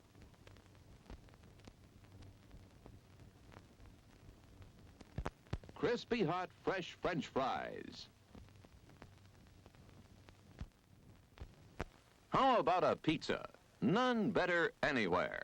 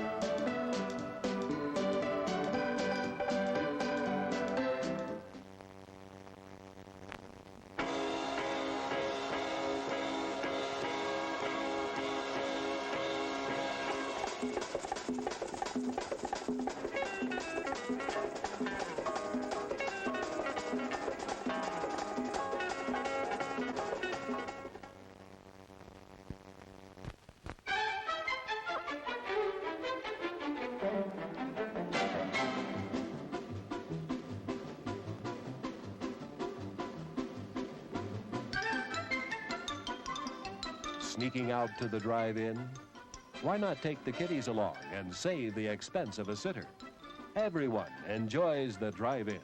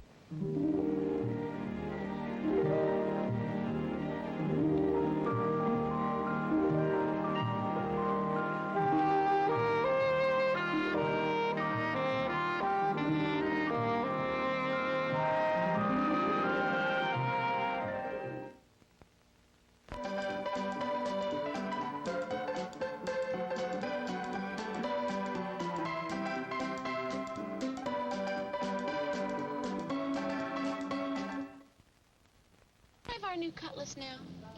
Sure handles easy. Drive happy, Cutlass can make you a little drive happy. I forgot to get the newspaper.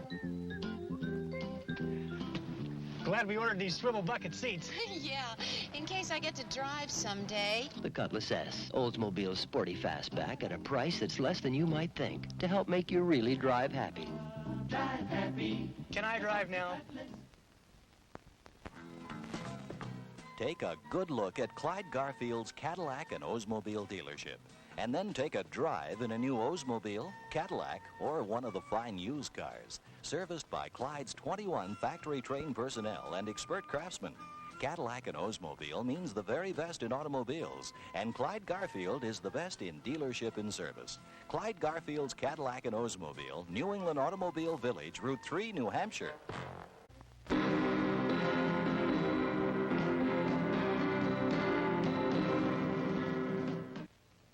You're invited to stop in at Nashua's own McDonald's on Route 101A. You'll find McDonald's high quality, fast service, and reasonable prices. Also, visit McDonald's at the Drum Hill shopping area in Chelmsford. Treat yourself and the family at McDonald's soon.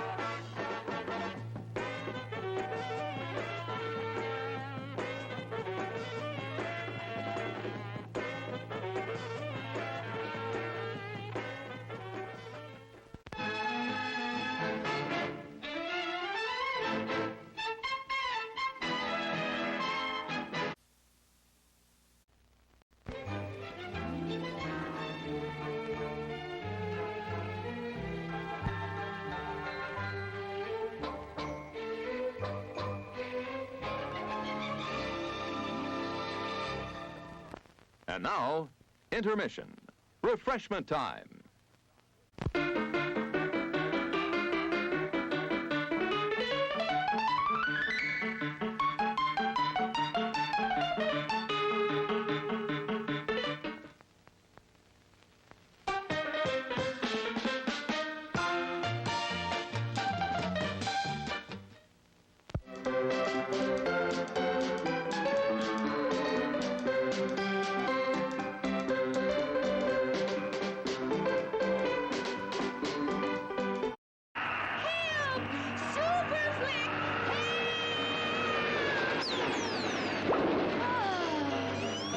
Sure is great being on a drive-in watching Super Flick and eating all this great food.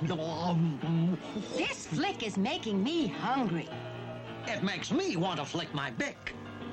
We should have gone to the drive-in where we could eat and flick to our heart's content.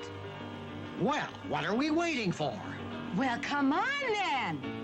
I'm going to have a pizza and popcorn and ice cream. And I'm gonna have a burger with fries and a soft drink. Yum, yum, yum. This was a great idea.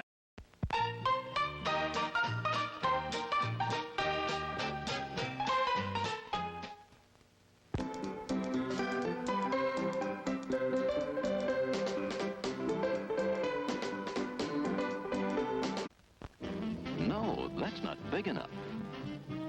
No, that's not big enough either. That's more like it. We're delighted to have you with us, and we extend a cordial welcome to you. We've lined up the top stars from Hollywood and from all over the world to entertain you on our giant screen with the new, colorful motion pictures you've been hearing about and reading about. To add to your enjoyment, we're all wound up to bowl you over at intermission time with live wire service at our snack bar, where you'll find a tempting variety of favorite foods and beverages. Your continued patronage is very, very welcome.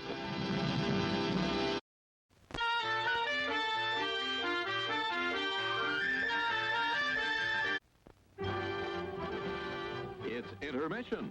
Rise and stretch time. Time to refresh yourself and visit our snack bar.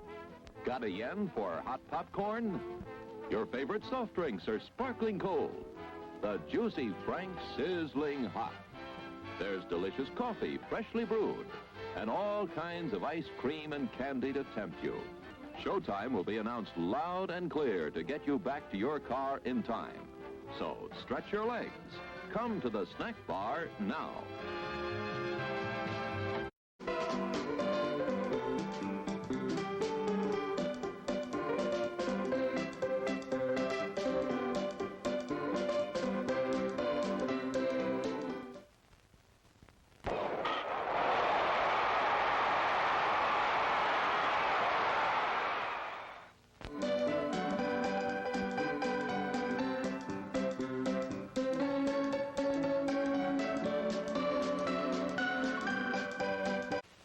Sparkling soft drinks. Steaming hot coffee.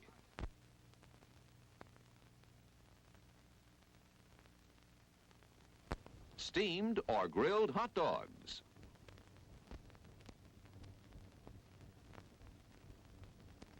Crispy hot fresh French fries.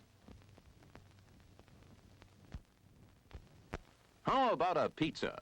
None better anywhere.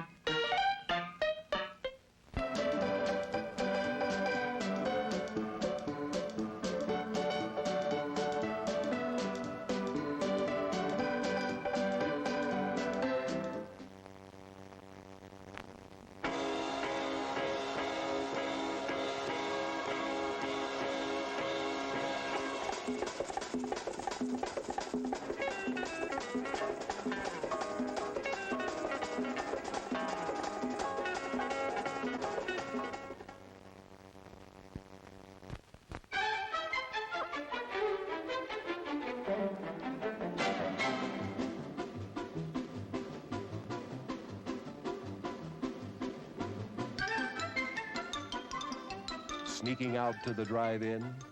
Why not take the kiddies along and save the expense of a sitter? Everyone enjoys the drive-in.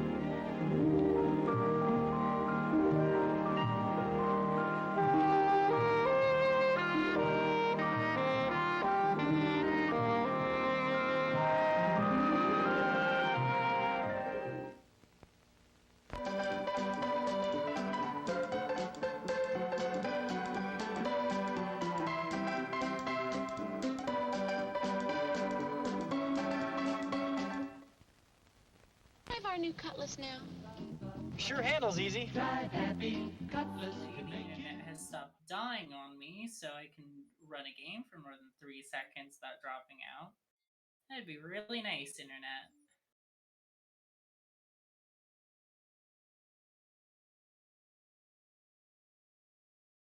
But anyways, you hit the boy. Yeah, I'll run over like below this one. Pointless, but I'm below her, staring.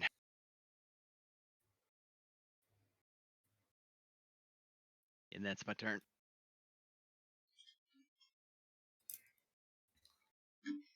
All right. This thing keeps going. Quintus, as you poke your head out the window, you just see a hail of bullets coming down. And she will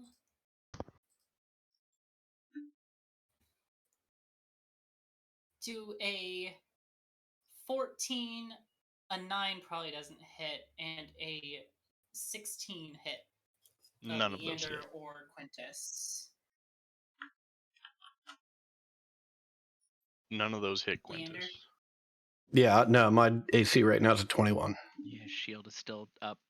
Oh, I'm sorry, it's a 19. So Holy shit! I thought it. Yeah. We haven't rolled back around to Leander yet. Nope. Yeah. Oh, that's true. Yeah. All right.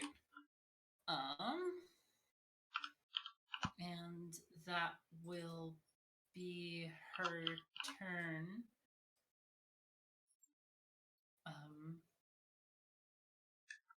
She's just sort of, the Dreadwing that she's on is sort of like hovering in the air as she's looking down at you, Xandal, and she cracks like a very crazy grin. Crazy grin back. Yeah, I like you.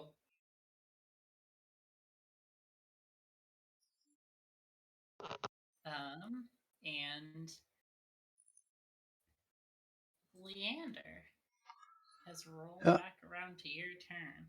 and I am aiming at her mount. Okay.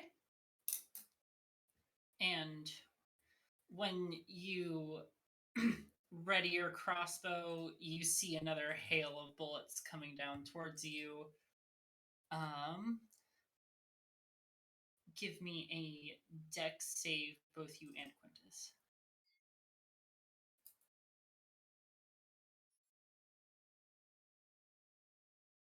Ho. Ho ho ho. Yeah, boys. Yeah, boys. Question or reference: do I have any cover from being inside looking through this window?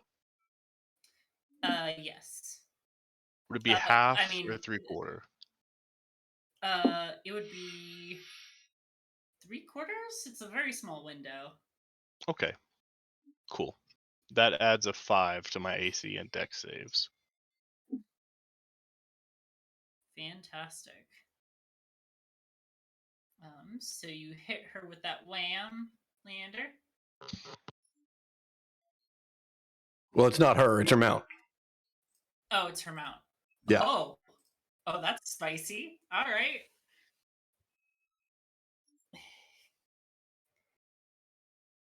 That hits.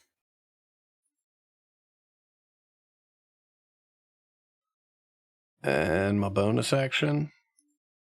20, Awful. 32. So that's 32 if I'm doing math right? Yeah.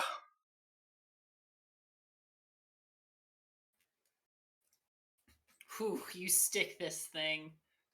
It is not happy.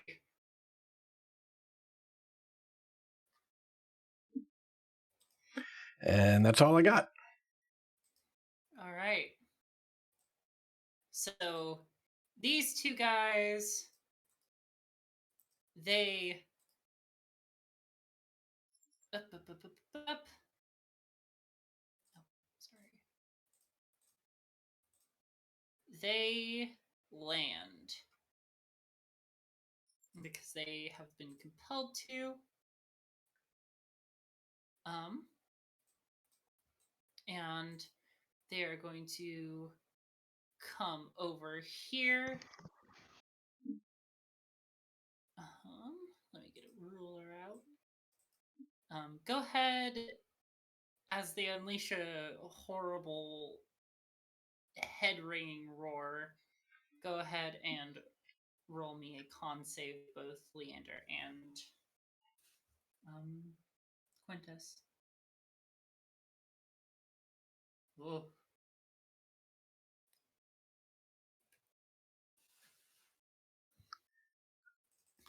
Oh, fucking goodness. All right.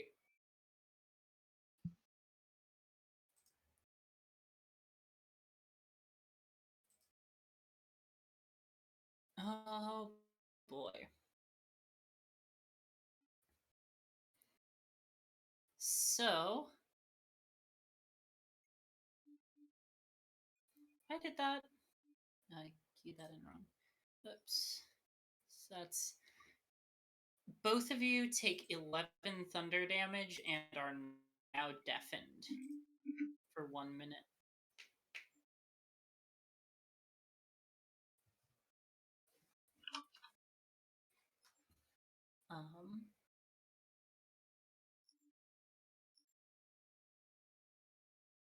Ooh, Bless is gone. The other one, yeah. Oh boy, that was the concentration one. Mm-hmm. All right. This gnarly little beast is also going to land between Mariana and Xandal. And gonna go ahead and swing at Mariana with a claw. Does a 17 hit? So this is where a DM ruling would come in. I still have this creature grappled. However, it's looking like there's not really rules that say a grappled creature, like an unconscious creature, can be grappled. Up to you. Well, I mean, you're not currently. I mean, you're still like holding it, I would assume. So you mentioning that as that's fine. Okay. So 16. It makes it with disadvantage, correct? No, it's just Half cover is a +2 to your AC. Yes. Which means a 17 will miss. Okay. And then it'll come in at you with a bite for 18. That will just barely hit. Oh. And it's gonna chomp at you with its big bat fangs for a 10 piercing damage. Okay. And it's your turn. Great. I do want to say that I will rule, like, if you start punching, like, I would assume you let go of the meat sack thing. So because I can to grapple things, you only have to use one hand. And so I can continue to attack with my offhand, or not the offhand, but a different hand. However, for this move, I am dropping this carcass and throwing myself at this guy and trying to hit him and then theoretically grapple him and then bring him to the ground. Actually, I think I have something that might even be crazier than that. Hold on, I have to read something.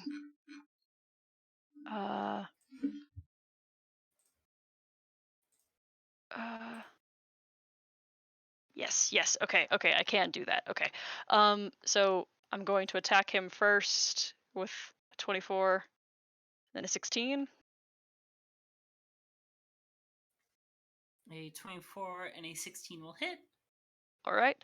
And so next I'm going to use a Moxie point to take him to the mat.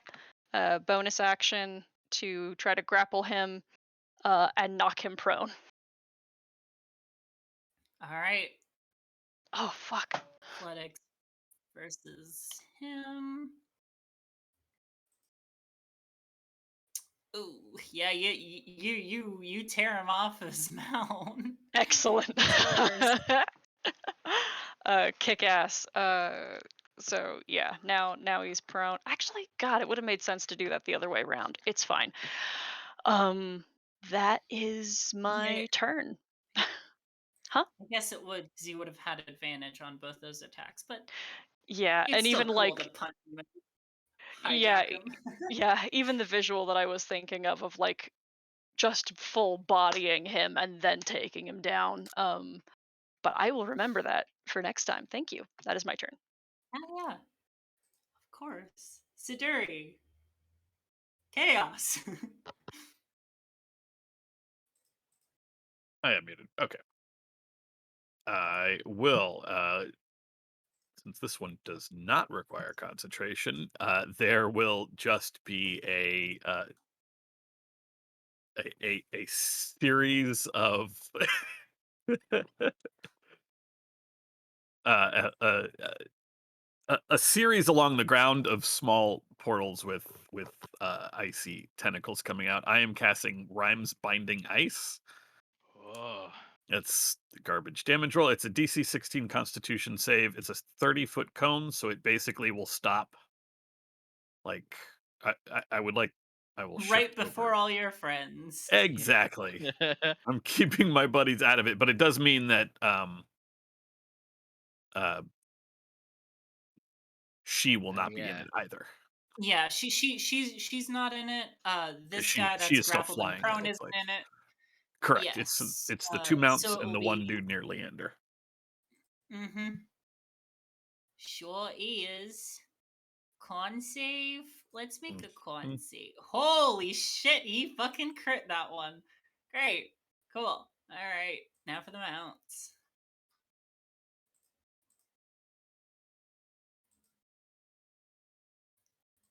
Fail and fail. Wonderful. Rhymes Binding Ice. It's from Fizbin.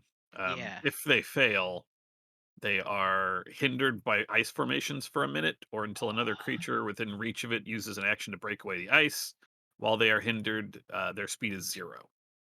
Oh, cool. Wow. So what does that mean for the one that's a little ways up in the air? It didn't get hit. This one, yeah, I Right. assumed this one was out of range. Right. And the others were all on the ground, if I was reading that right. Mm-hmm. Cool.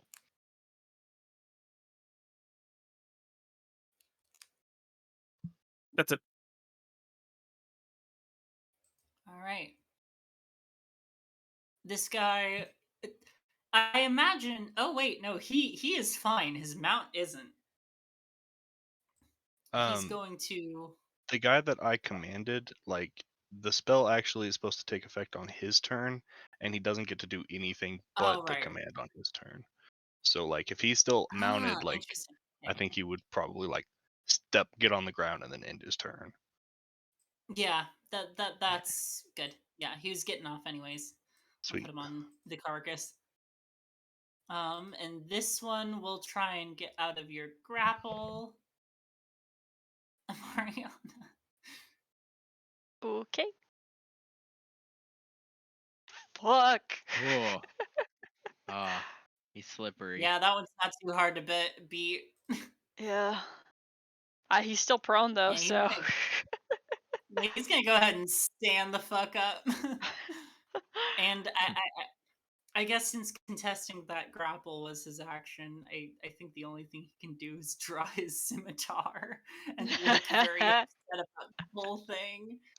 I'll give him the like the beckoning hand, like, come at me.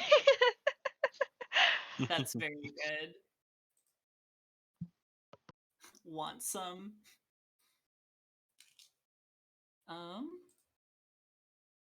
Quintus, you're up. I'm gonna throw out a 3rd level bless and get everyone, including me, this time. And I would also like to command Mariana to beat his ass. It's just an attack, right? Yeah. God, wouldn't it be so funny if I swept his leg and knocked him back down? That would be really good. I think I can only actually attack, so I will just do that. Oh, fuck. Plus bless. Nope, sorry. Oh, bless. Oh. Whoop, whoop. If that, I don't know. Yeah. That would really. Okay. Sorry. That's fine. Thank you, though. And then yeah, I think that's it for me. Unless, I keep forgetting about the rights. None of those are useful right now. Okay, that's it.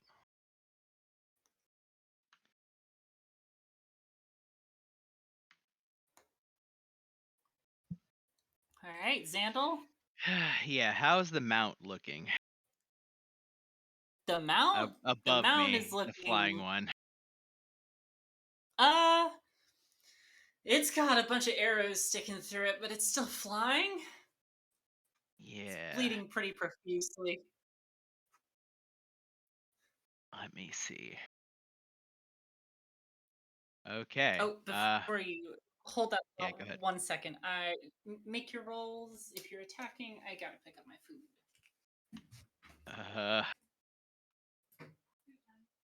Sure. Yeah. I'll try to blow all the charges of Ring of the Ram on the mount. Oh my god. I feel like the mount has lower AC than the person, I feel. And this doesn't benefit from Bless in any way, because it just does its own attack. Does the Ram. Can't wait till those level 4 slots so we can bless the ram. Yeah, it's weird. Like, you would have to bless, but it's not. It's not a creature. I don't think it it doesn't work, but it's a good visual. I mean, according to the wording of Ring of the Ram, while wearing the ring, you use an action to make a ranged spell attack. You're making the spell attack. I think Bless should apply to it. That's correct. But then it says the ring produces the ram's head, which makes but that's just +7. the way the magic works, I guess. Yeah. You're still making a ranged spell attack. What was this written?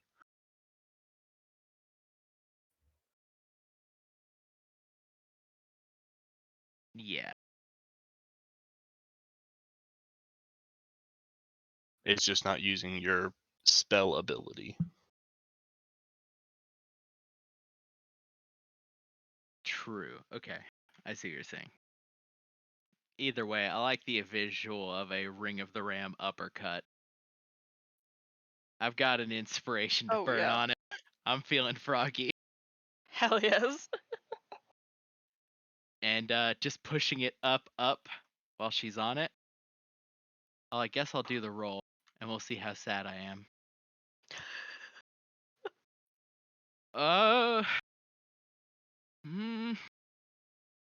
15 feels okay. I don't do half charges, so that sure is all the charges. I don't know if Xandal knows that you can do half charges on the ring. It's better to just throw them all at once. Xandal's not capable of it. Why would any other thing be capable of it? Got 3 charges. You want to use them all at once. It's the best way. Or, and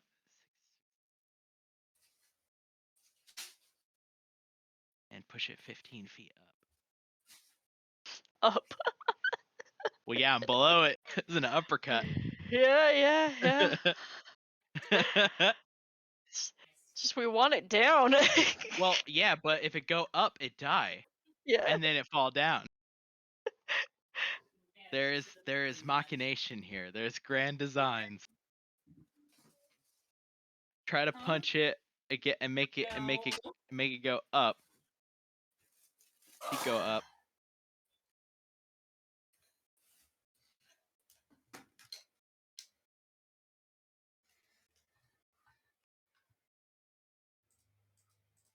I didn't mute myself, did I? Yeah, but we didn't hear anything. Oh, fuck. I'm doing Ring of the Ring of the Ram Ram. on the bat. So that's a 15, 15. versus. Got an inspirational. Burn it to try. Barely. No, you got it. Okay, Ring of the well I Ram. use all the charges. Uh-huh. So that's 1 charge. Boo. 2 charge. Better. 3 charge. Better. Yeah, I just straight up like uppercut, like straight up into the bottom of it. 4, 5, 10. Can you reach that? 60 feet. 60 feet. Oh, shit, Yeah. that's So right. the Ring of ram's the head Ram. just goes straight up, dealing 31 force damage. And pushing it 15 feet. And pushing it 15 feet up.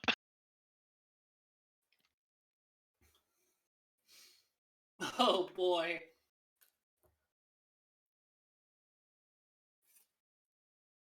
How's it doing? You probably crushed most of its bones, you think? You heard it be squishy in places that it shouldn't be squishy. Is it still flying? Mm-hmm. Ah, the gambit was a failure. Oh, wait, Okay. hold on. I forgot Ring of the Ram head. Yeah. Okay. Yeah, it deals force damage if that matters for resistances for stuff, but It doesn't. it's still just 31. Okay. With my haste, I will turn and swing at the one that is harassing Mariana.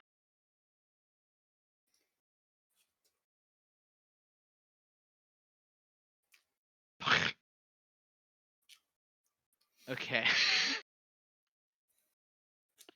Okay. Yeah. Well, Yeah, you powderize them. it's like turned. It's got its back to me as I just swing around and pancake him. Okay. That's my turn. All right. The woman that just got knocked into the sky with her mount is like cackling as her Dreadwing flies up 15 feet. And she just aims down at you, Xandal, is like, all right. Show's over. And make some more attacks. Your AC is 18, correct? Yep. Yeah, the first one goes a little bit wide, but one of them hits you in the shoulder, and the other one hits you again for 14 and 9 piercing damage. So that's 23. Okay, for the 14 one, I will use my unnatural endurance as a reaction. So I take none. Yeah, I just like, as it's coming towards me, I just like flex extra hard for a second as it hits.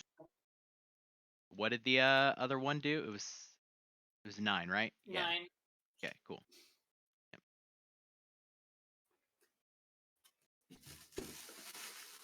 Okay.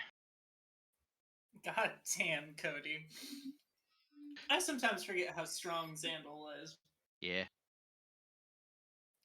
And the rolls tend to bless me very weirdly. Mm-hmm. Yeah, she'll like stop laughing as Just she like smiling. pulls a belt of ammunition out of her like across her chest, and the side of the gun pops out, and she winds it around and slams it back in. Leander, go ahead.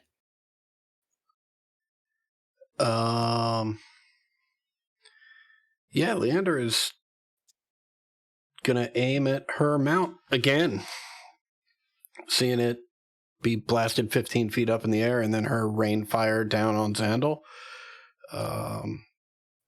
He's gonna focus on trying to bring that down.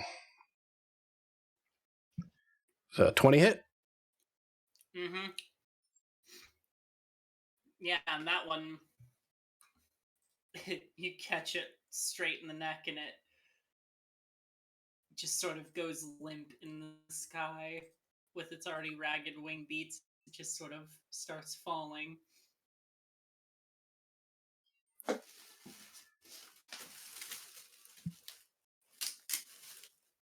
Is she following along with it?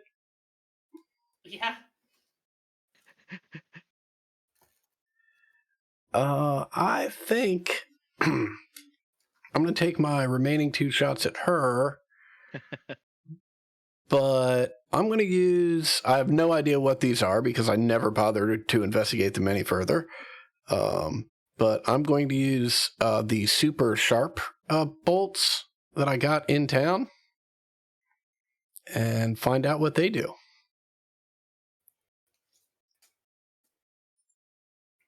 If I can hit, I'll find out what they do. Okay. There you go.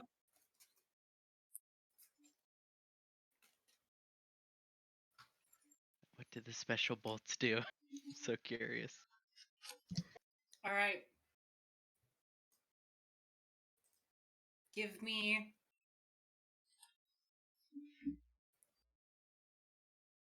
another d6 of damage. Okay. Nice. Yeah. You fired that arrow, and as it's flying through the air, some of the sharp pieces like extend, and it begins spinning. Mm-hmm. And it lands on its mark, and it looks like it really hurts.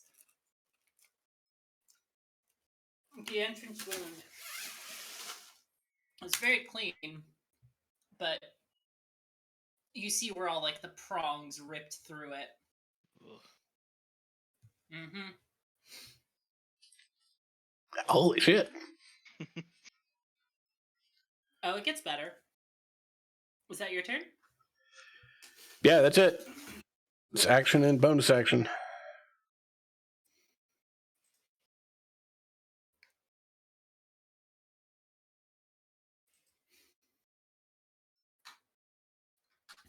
All right. It's the Bat Baby's turns. This one is falling, I suppose. Aren't the 2 that are alive already on the ground? Yeah. I think they're already on the ground, and aren't they frozen? Yeah. Yeah.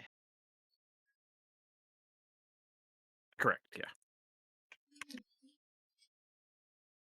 Also, I zoned out a little bit. The leader with the rifle, she fell to the ground, right? She's currently falling. That's why I was asking, but my internet went wonky. Oh Yes, yeah. that's well, falling. If she's falling on the And it mount's is turn, then yeah. turn. She. Yeah. Well, Does it? How fast would that go? you fall 300 feet like immediately, and like 300 feet every round. So she should be on the ground already. Okay. Oh, okay.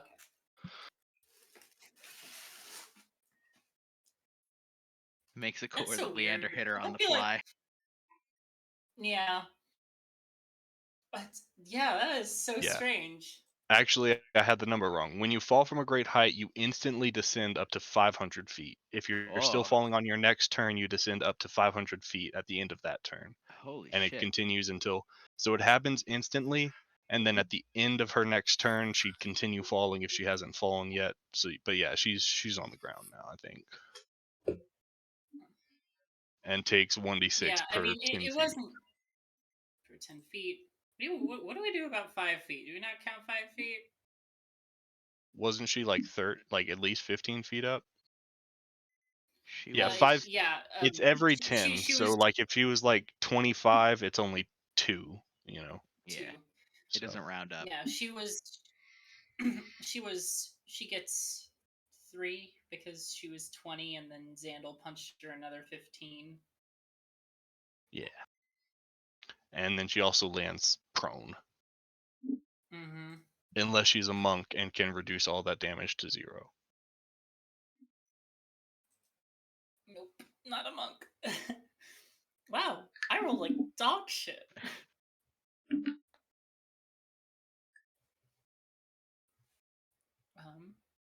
Yeah, she lands. She's sort of like slumped over the mount at this point, just sort of groaning.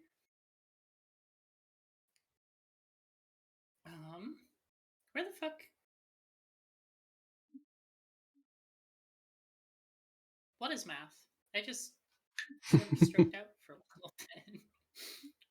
Damn. Okay. Yes.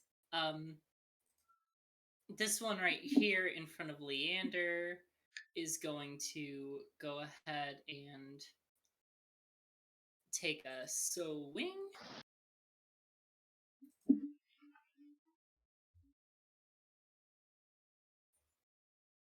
Come on, take a swing. Don't be afraid.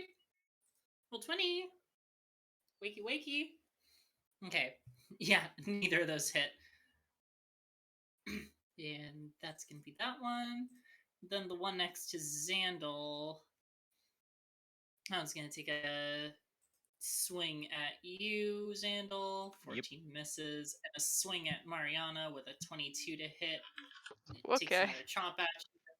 Oh, for only 6 piercing damage.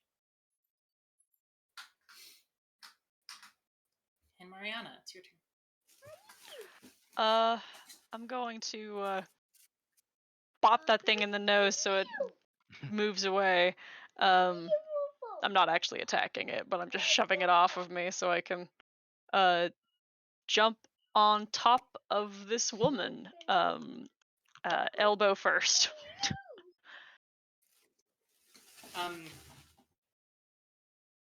As you do, could you and Xandal make me a dex save? Yeah.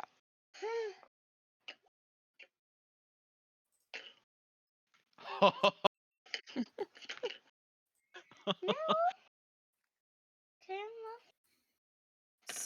and...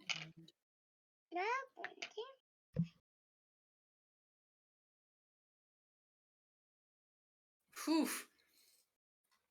This one's pretty crazy. Yeah, she's slumped over, sort of clutching her rifle, and as she sort of comes to and points it and just squeezes the trigger, rounds start flying. Both you and Xandal avoid this hail of bullets, and yeah, you you elbow drop her. Yeah. I'm assuming she's still conscious? Yeah, she's still conscious. Okay. Then I'm gonna kind of just be on top of her and kick her in the face.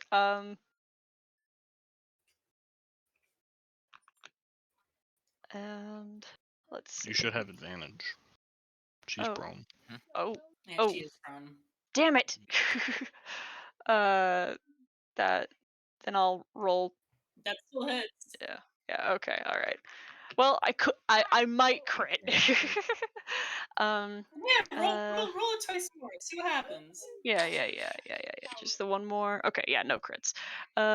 That's it for. Actually, I don't remember if I have a thing that lets me free bonus action attack. I don't think I do. I think you have to spend a Moxie point. I'm pretty sure I do. Yeah. Yeah, that'll be it for my turn.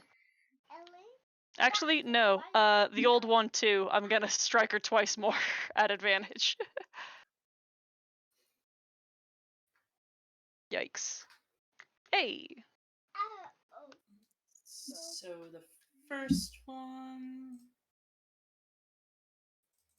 These Moxie points are useless to me out of combat, so. Burn if you Gotta got them. spend them while you have them. Yep.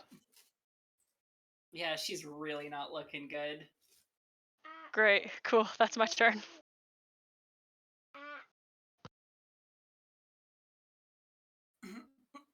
At this point, she's probably pleading with you. Oh, Jesus, fuck. Ow. Yeah. I give.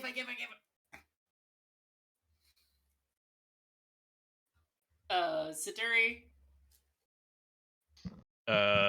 This dude next to Leander is still alive.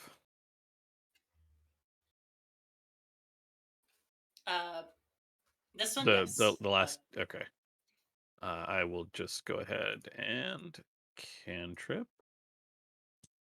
Chill touch that guy. It's right here.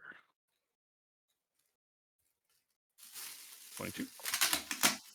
Yeah, that fucking hits. Hey, there we go. Oh my god. Woof. That's Dead Bandit. Oops.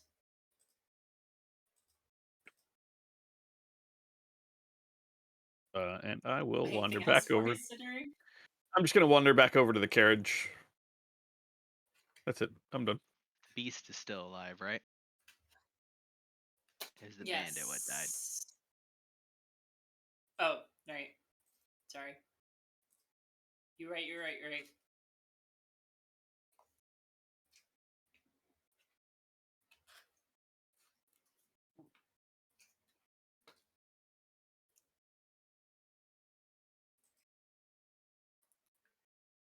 No more of those, boys. Quintus.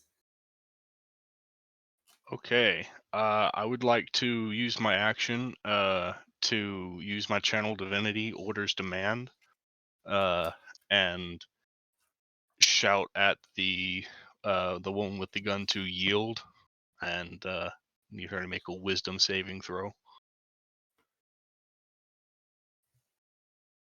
DC is 14. She purposely fails. Then she also drops her gun and is charmed by me.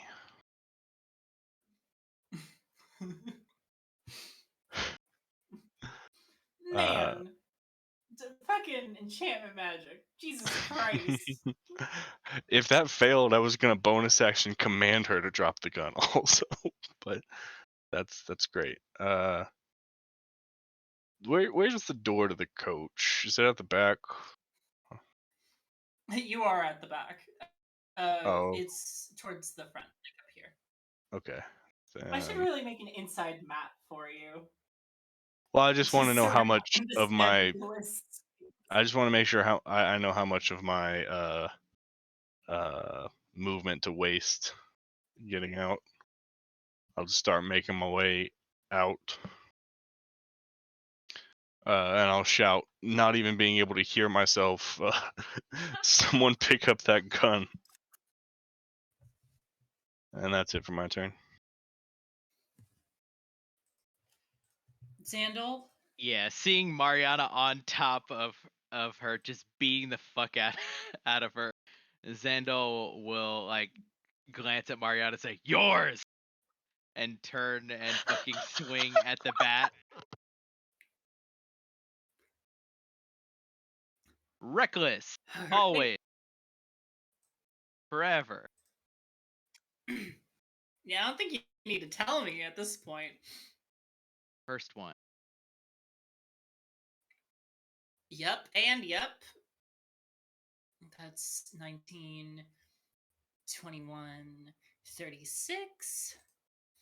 That is one fucking set back. Yeah, I Oh my fucking God. immediately vault over the top of it, running towards the other one for the haste attack. Oh God. Uh-huh. Just fucking like slide in behind Yeah. it and just drive the hammer up. Yeah, this thing's looking fucking almost dead. And yeah, that's my turn.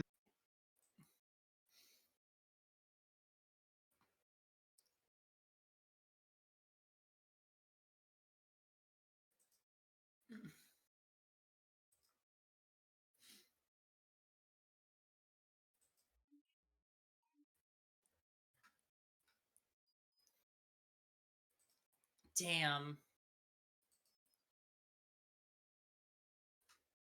What a turn. All right. She's just gonna try and like. Where'd Mariana go? Oh, sorry. I'll just take that one off. I'm Yeah, under a under beast. corpse. On top of corpse, under a corpse, close enough. She's gonna weakly like roll to the side, just be like, yeah. Okay, you can take the gun. Fuck.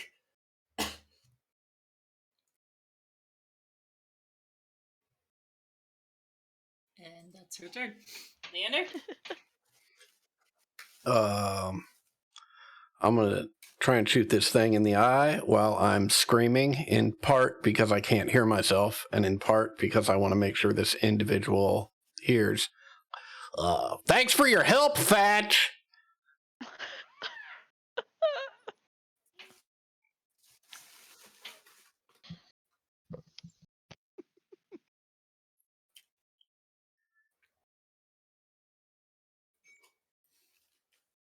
That can't possibly hit. That one probably does. That one does. Yeah, so 32 points of damage. That's a dead beast.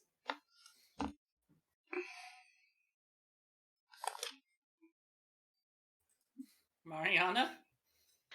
I am with one hand picking up the gun, clearly oblivious to gun safety because I don't know what this is, and then I'm grabbing her by the ponytail and hoisting her up, effectively grappling her.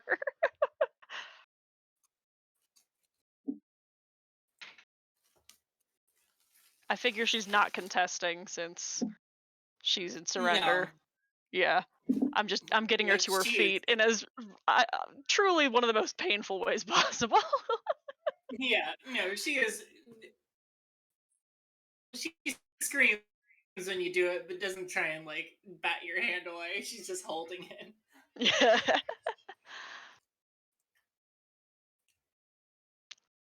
How tall is she? That's a stupid question, but like I'm not very tall, so the image is very important to me.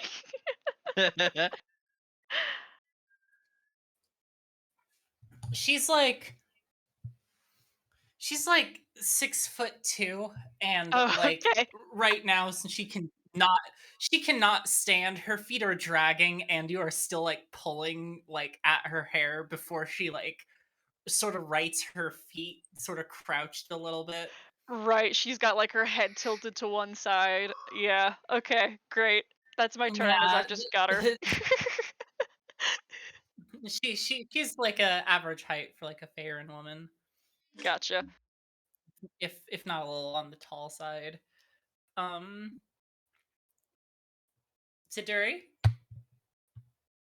You just dusting your hands and going back inside? I'm not going inside, but yeah, I think we're basically like, if she's surrendered and all the mounts are dead, then I'll just wander up. So we're keeping this one, or what's going on? I think at very least we can. She looks at Quintus. Investigate. Quintus just like points at his ear. I can't hear. I don't know what you're saying. What?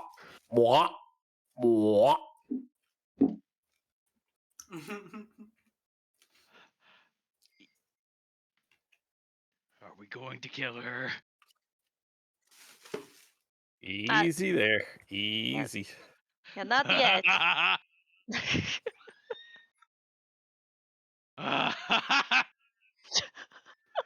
Just like looming over her, like staring down as the fucking rage snaps out.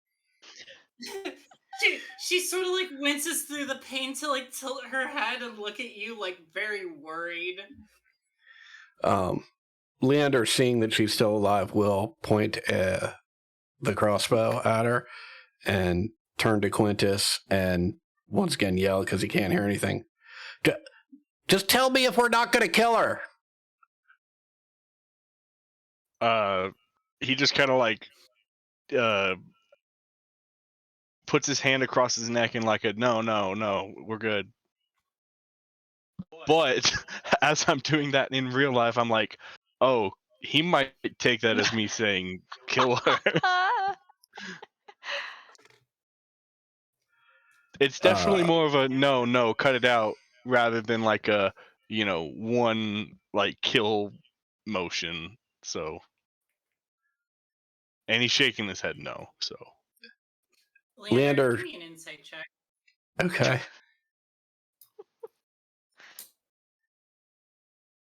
Yeah, that reasonably seems like a cut it out motion, especially with the desperation he's going through to like no, wait. Got it. Leander will drop his crossbow and just start scrounging. Right. He'll just start scrounging for whatever bolts he can recover. Okay. Yeah, you get half your bolts back. Yeah, I think it's half, yeah. Hey, do you speak common? Enough common? Can you understand me, I should say? Yes, I can understand you. Okay, great. I'm gonna like tug her a little bit lower. Hey, what are you doing, huh? Well, I mean, raiding supplies. I mean, we're starving. Uh-huh. That didn't work out too good, huh? Didn't think to maybe just No. ask. I mean, you could have tried asking. I'm not saying it would have worked. It probably would have worked. But you didn't even try. Yeah, despite what it might look like, we're nice people. Hey, Xandal. What? Hey, you got a little something. Come here. Come here. Xandal, sweetie, bend down. You're way taller than me. And I will tear the tentacle off of Xandal and end the haste spell. Yeah, at the like Xandal's eyes roll back as like all of the tension like goes out. All right, just breathe. Everything's fine. I mean, if you've had the month I've been having, you wouldn't be assuming everyone's friendly. Quite the opposite, actually. I mean, not that it matters, it's still wrong, but... I was put in an Ember Coach to die this month, so I'm not sure you want to, like, try to take that... Play. I don't think you want to try to do that right now. Actually, multiple of us were put in Ember Coaches to die this month, so I'm just saying. I'm not going to have a grief battle with you, but I did see my village get burned to the ground by cultists, so it's not been great for me either. Yes.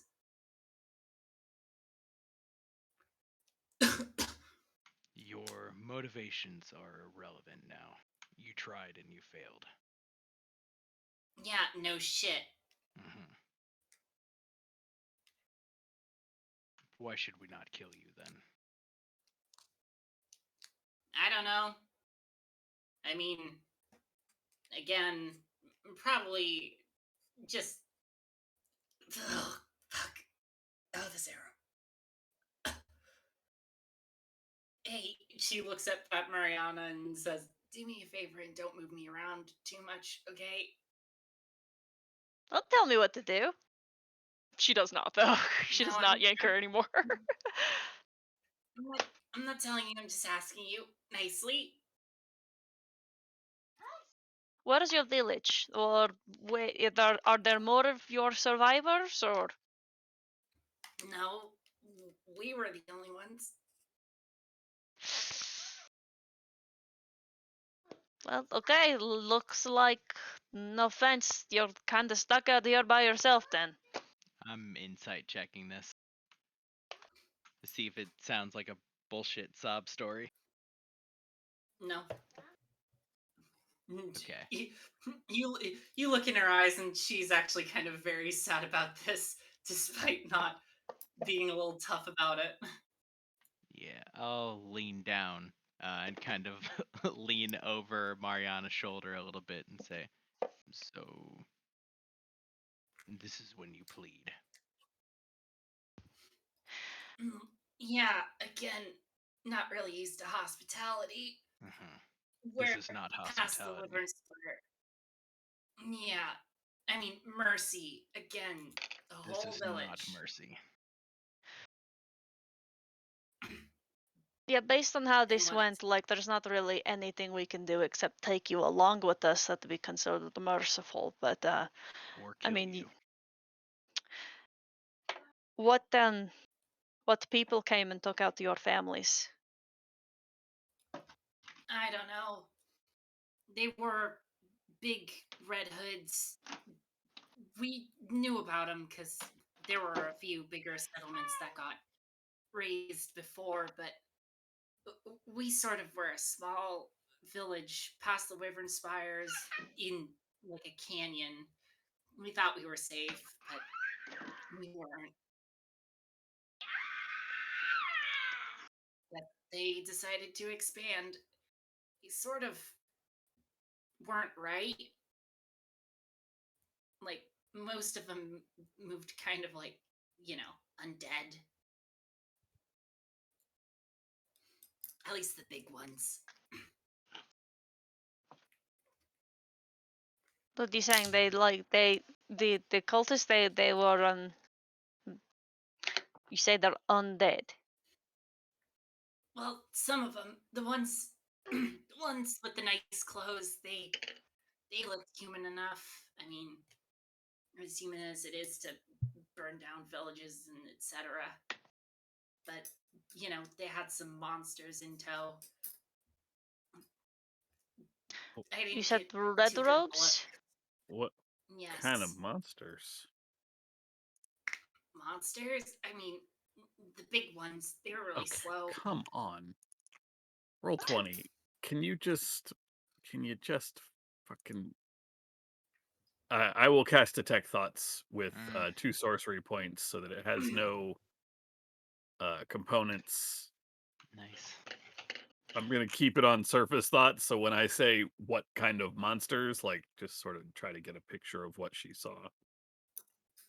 You get a flash of like these big, burly, sort of like great sword wielding monsters. They lumber.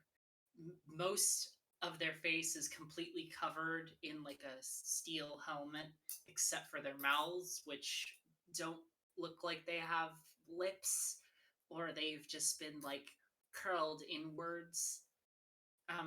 And also a few flashes of horrifying things. Like somebody split in half with like teeth coming out of their bellies. Like walking on all fours backwards, but like incredibly fast. Like all their limbs are broken into a new shape, and they're just running. Yeah, it's hard to describe. Lots of teeth.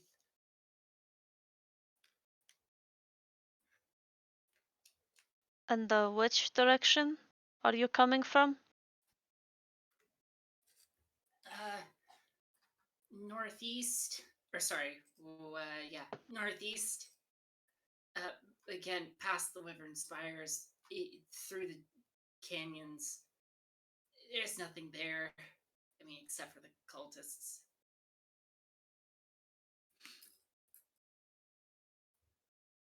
I'm sorry for your loss. I'm gonna let her go.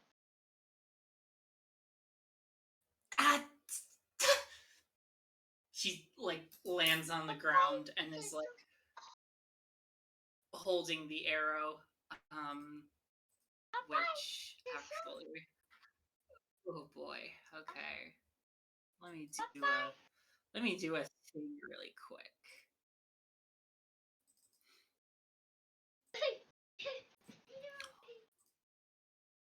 Oh boy. Huh.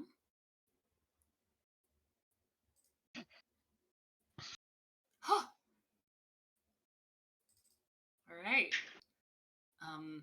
Leander, the bolt that you shot through her, like the wound is bleeding profusely. Like when Mariana drops her, she like a pool of blood like sort of gushes up from the wound, and after a second she just sort of like pants before pushing it all the way through to the other side and pulling it out. She will scream and just lay down. Her eyes are closed, but you can still see Xandal and Mariana that she's breathing kind of raggedly.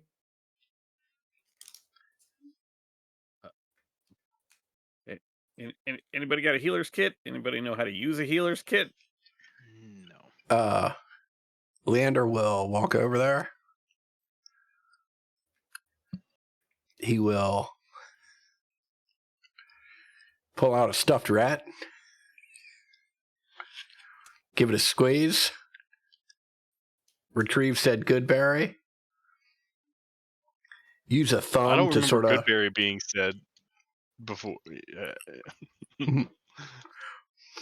Well, I mean, yeah, we all know that's what it is, right? You know, he'll use a thumb to sort of push it into her mouth and then push it like against her teeth to just sort of grind it up a little bit and jam it in there. And then when he removes his hand, he will reach over her body and pick up his crossbow bolt. See? Yeah, that seems like a fair trade.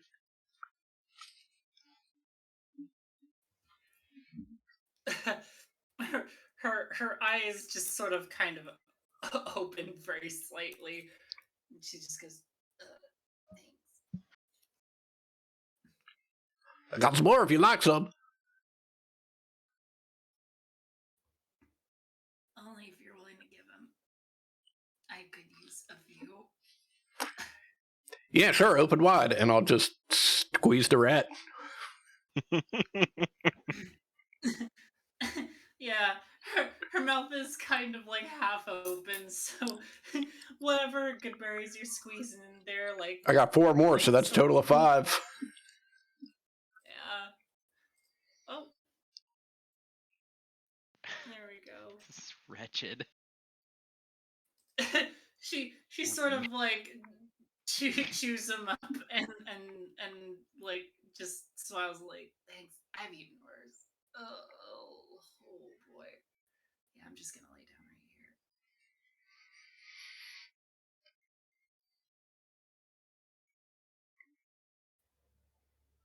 So, like I said, we kind of dimmed the die out here. Is there anything you want us to do? I mean, we could probably pack a little bag of rations for you, but I don't know if it's going to get you in. Well, there is a town that way. And she points the way they've come. You might be able to make it with a couple of days.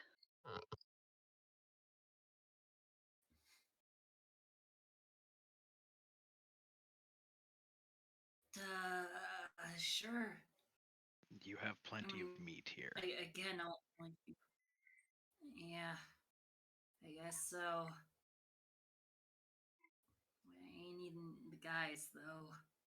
Don't want to turn into one of those things. Turn? Wait, I'm sorry. What? Yeah, I mean, thought everyone knew the stories. You don't eat humanoid flesh. It'll make you go crazy. Oh, sorry. I thought you were saying maybe that there was, I don't know, you were talking about undead cultists, and perhaps there was like an infection or something that they might have been carrying. Yeah, no, don't eat. Would be good to know. Don't eat their meat. No, don't eat that.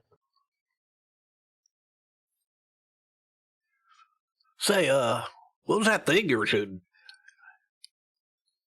Doesn't look like any crossbow I've ever seen. I toss it in the air from hand to hand.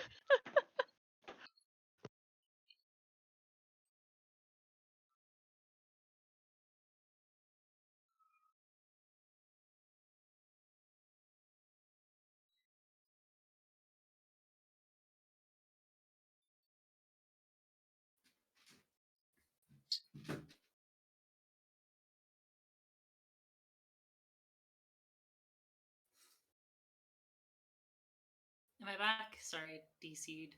There you are. Yeah. There. I don't know where you dropped out, but I'm just asking about this item that she was shooting us with. Oh! Yeah.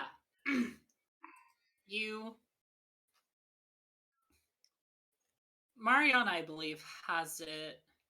Correct. Let me go ahead and... I'm recklessly throwing it from hand to hand. Sort of hot potato. Yeah. Doing that little spin thing where you catch it one end and toss it in the air, catch it in the other. Ooh. You're doing your best drum major routine? Yeah. Like a carbine. It's actually, I mean, the scale is kind of wonky because it's not in anyone's hands, but it is like a very short, sort of like incredibly heavy gun. The sort of center portion is a lot like thicker. It's almost like a drum, and it has like an arm connecting it to like a little lever. Yeah. It is, sorry. Go ahead and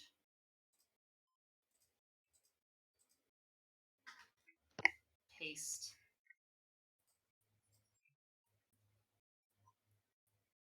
that into chat as I'm going. Anyways, yeah, it's a big old fucking gun.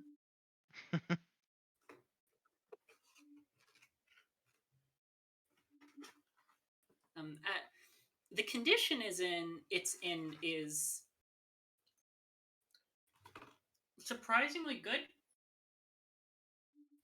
Although there are like, parts of the stock and the wood parts that have been sort of chipped away from time or use or combat or something. Some burn marks here and there. But other than that, it is like very well maintained.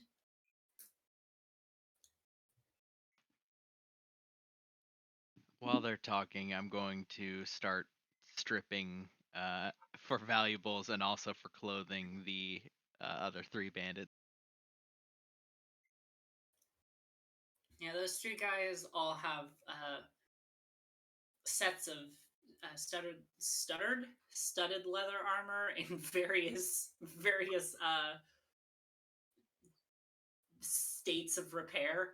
This one that you crushed along the Ember Coach, like nothing usable is left. It's just scrap. But these 2 guys have some pretty well preserved pairs if you stitch up the arrow holes and shit. Yeah, I'll in like stripping off all of like the desert wear that I have, I'll take like 1 set of it and just throw it at her feet. And pocket the other 2 for myself. Bundle them up and put them in my bag. Leander grabs the set that's thrown at her feet.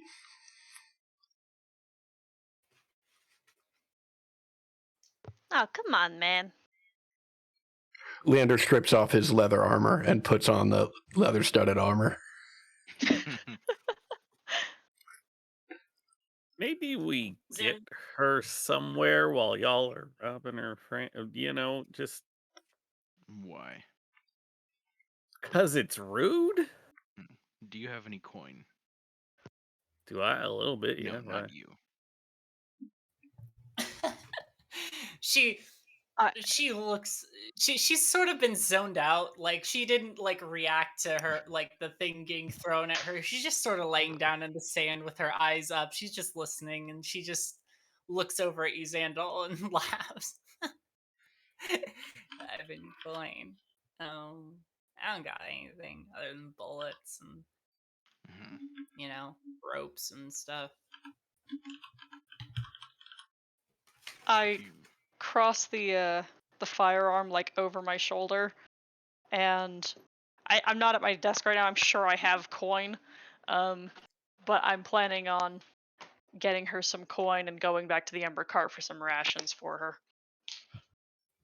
If you show us how to shoot this gun, I will butcher one of these flying things for you. You're taking the gun, though. She sort of like flexes to get up, but like more blood comes out, and she's like, "Oh, I'm gonna do that from down here." Okay, so there's a button on the side. Xandal immediately turns away to start butchering the bat, assuming Leander will watch. She like points at the gun and is like, "There's a button on the side that releases the magazine. You just wrap the bullets around and slam it back in. And then the trigger is a little heavy, so you know, pull it hard if you want to shoot, and it kicks pretty hard, but I don't know. I'm in shape, or was." Oh boy. Yeah. I mean, I'm not saying it's not interesting, but it does seem sort of needlessly complicated. I just slam a bolt in here, pull my sister back, boom. It's not. It's complicated to get all this stuff in, but you know, all you have to do is squeeze the trigger and hold it down, basically, and you can just sustained fire. I can shoot probably 4-5 times as many times as you can with that thing. And I also pack a bit more of a punch. They go faster, and they're, you know, she like holds up her hand and like shows the like sort of largish caliber of the round. Yeah. It's about that big. Leander sort of squats down, gets his face real close to hers, says, "Yeah, packs a bigger punch to that hole I put in you." No, yeah, they're usually clean holes. They're so fast they burst right through you. Whatever the fuck you stuck in me. Oh heavens. Yeah, it's Leander. When you picked up the bolt, it's like it has like butterflied. Mm-hmm. Like the bladed bits have like all sort of. Oh yeah. It's like a fucking have arrow like hollow flanged point. out. Mm-hmm. Yeah, and you like reset them, just like click them back in to reset it. I imagine it's like if anybody's seen Kung Fu Hustle, the weapon that the enemy at the end uses, looks like a little needle until he spins it open and the flower just opens. Yeah. Yeah, I actually took inspiration from this weapon from a weapon that I saw in, I think it was France. There's like a museum of like medieval weaponry and stuff, and there's like a bunch of fancy mechanisms. There's this like stiletto knife that has a button on like the hilt, and you stab it into someone and you press the button and it like springs open. Ugh. Oh yeah. Yeah. It's horrifying. It's a problem. Yeah. Yeah. Just like one of those. Yeah. Well, I will. Leander will stand back up, and I'll gesture to everybody. Does anybody want this super complicated crossbow thingy? What? I walk back up with the bag of stuff, still Right. wielding this thing like a club. Right. Yeah. You gonna hold on to that, Mariana? It's got good weight to it. She like swings it in the air. Leander ducks. All right. Yeah, like if you want to hold on to it, I mean, it seems like it's most effective if you use it sort of like a crossbow, but if you want to use it as a big heavy club, it seems pretty intimidating. Oh, I don't give a shit. I'll chuck it at you with like heft and force. Oh God. Siduri, Xandal, either you want this thing? Nope. I don't imagine I would be very good with it. I can't believe you're gonna fucking make me do this. And I will walk over to the Ember Coach. If we're sending her off, maybe we give her something to defend herself. Leander sticks his head in the Leander sticks his head in the Ember Coach. Thatch. I disagree. That's just round the corner. It's like, oh hey, nice work out there. Thatch, do you want this thing? He'll like look it over. He'll grab it and like sort of like heft it in his hands. And go like, huh. Sure. What do you want for it? Leander, do you want it? And give up my crossbow, give up my sister? You're out of your mind. Could you like restring it onto the thing somewhere?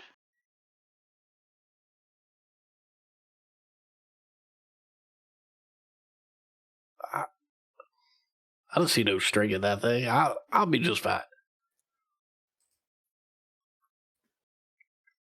Okay, I'm just saying, like, you could like use the string, like she doesn't have to be, the whatever is the machine for it. Like, could just be like a little charm.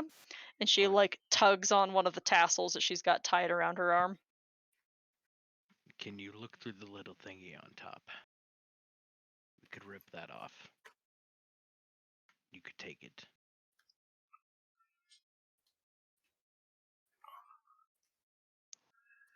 Well, that just seems like it's your unlucky day. I'll yank it out of his hands. I do not know what we will do. Just remember, I was going to give it to you. My friends here think you're an asshole too, so they didn't want you to have it. I mean, I'd rather give it back to the woman we're sending out into the wastes all alone without any nothings than give it to Thatch. We take off the looking part and we stick that onto the crossbow. No, I think like give the barrel back. I don't think we need to do that. Like here. We want to see through the looking thing. You don't need to do that. Look, and she's gonna go to the other bodies and like pick up their swords. We're not sending her out with nothing. Yeah, she taps her side and also has like a scimitar on her. I'll be fine. I have given you some meat, so. Yo, thanks. You had like a truck, by the way. Sorry, a train.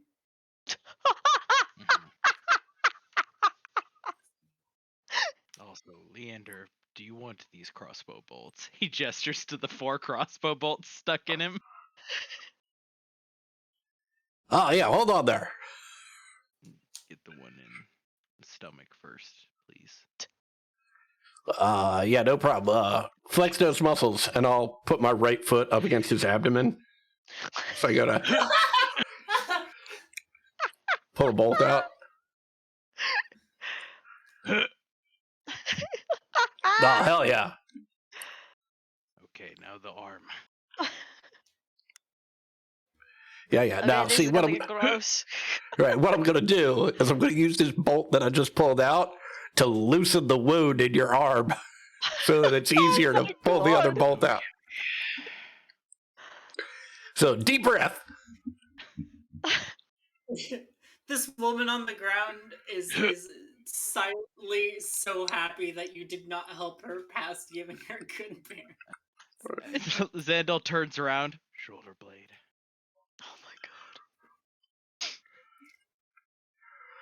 All right, hold on. So let me think. And just pull. All right, if you say so. Oh, yank it out of his shoulder blade. I love how it's getting worse and worse. Right. That figures. Okay, now the thigh. Oh my god. All right, just here, rest it. Rest that leg on this bat carcass so I can really get in there. I'll yank that arrow. Immediate, like Xandal, immediate relief. Just. All right. How you feel, big guy? Poorly. Oh well, hey, your lucky day. I'll pull out my rat and squeeze the last good berry out of it and offer it to him. He just eats it nonplussed. Yeah, you gain 1 hit point. Congratulations. Like the cut on my arm stops bleeding.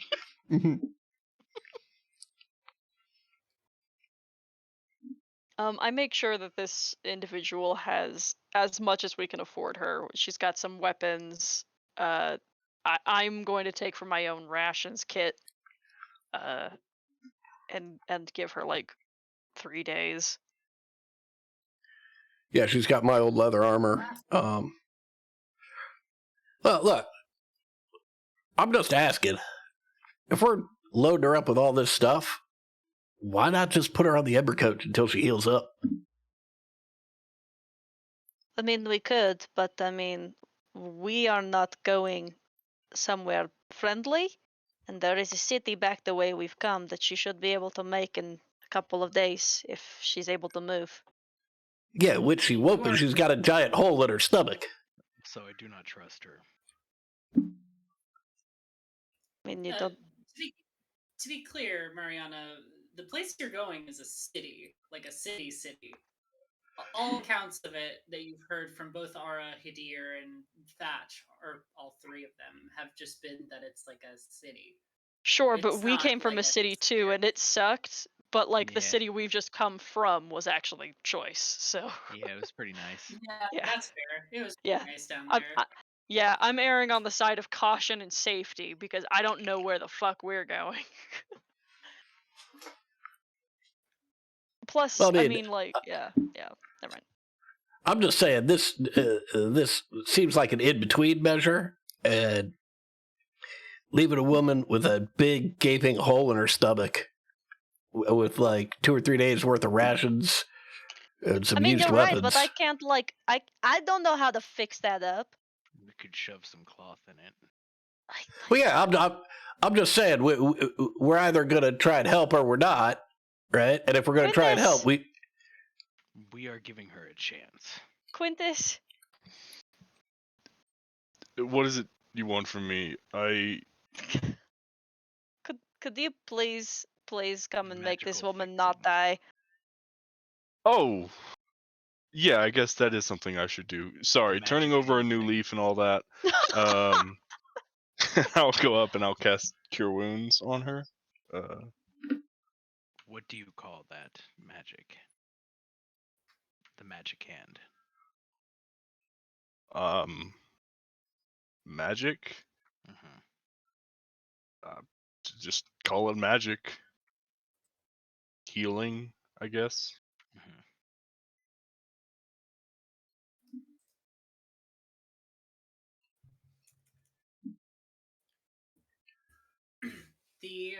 I'll actually go ahead and I'm going to spend a couple of third level slots to cast first Beacon of Hope and then Mass Healing Word. And so everyone will gain 7 hit points also. Damn. Nice. Damn, nice.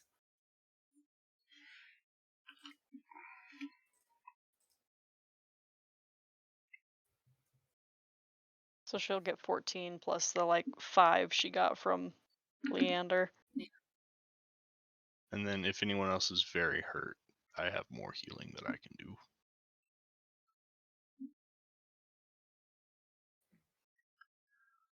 I'm Yeah, pretty the okay. wound on her abdomen is sort of scarred over, but not like it's still glistening with blood. Most of her other minor or more minor injuries are patched up. Oh, that feels better. Thank you. Right, Sorry to yes. have,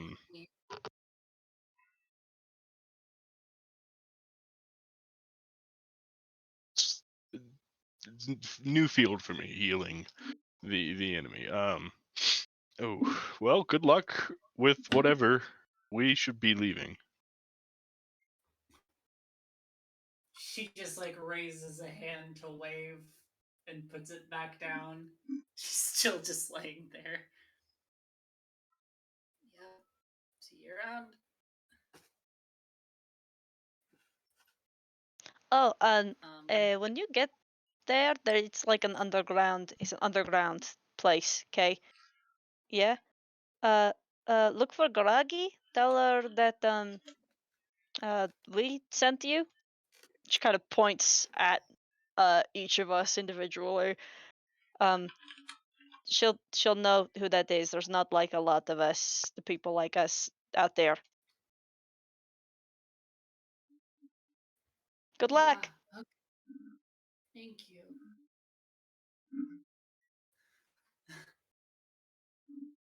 It was a good fight. I'm sorry you lost. Nah, you kicked my ass. It's good.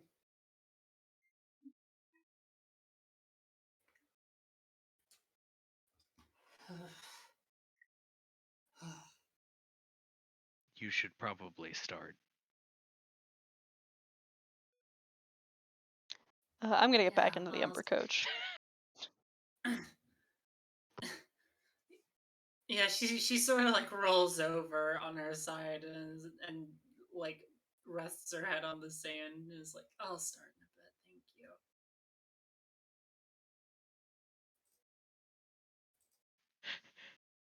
thank you. Glance around at like the just devastation we've left and hop back in the coach.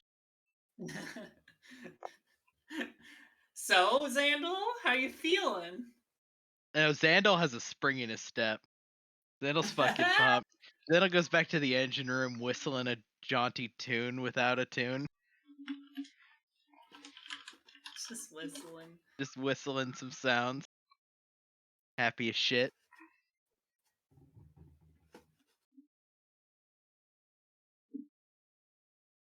Still bleeding all over the fucking place, but you know, that'll heal on itself.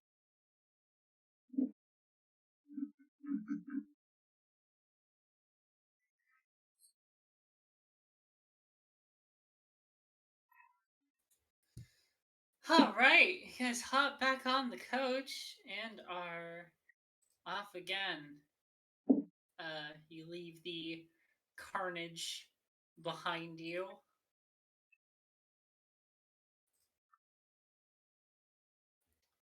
Whew, boy. And so for the interest of sorry, just landed you guys on another map. For the interest of time, I'm just going to fast forward the rest of the travel through the wastes. Eventually you come upon the remnants of the lightning rail system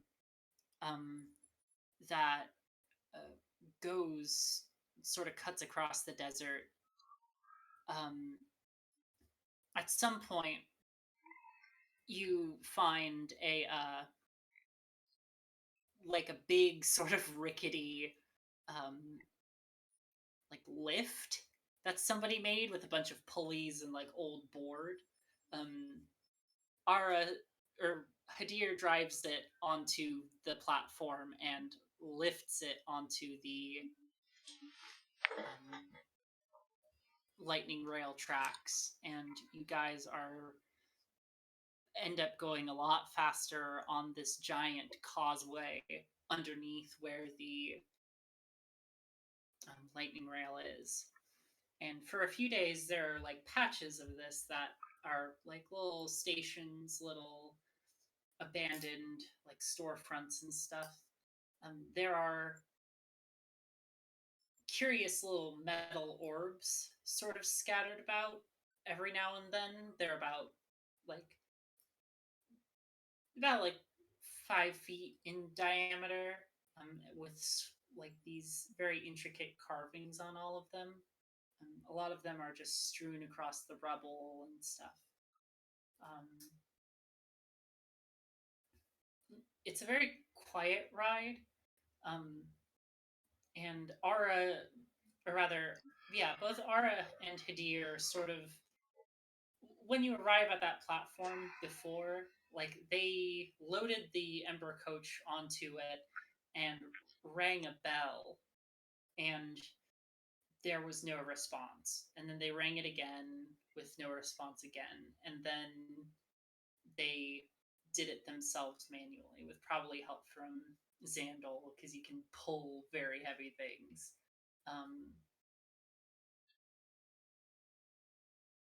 So, yeah, after a few more days travel, you come across the city skyline in the horizon. The walls around it are almost completely ineffective anymore.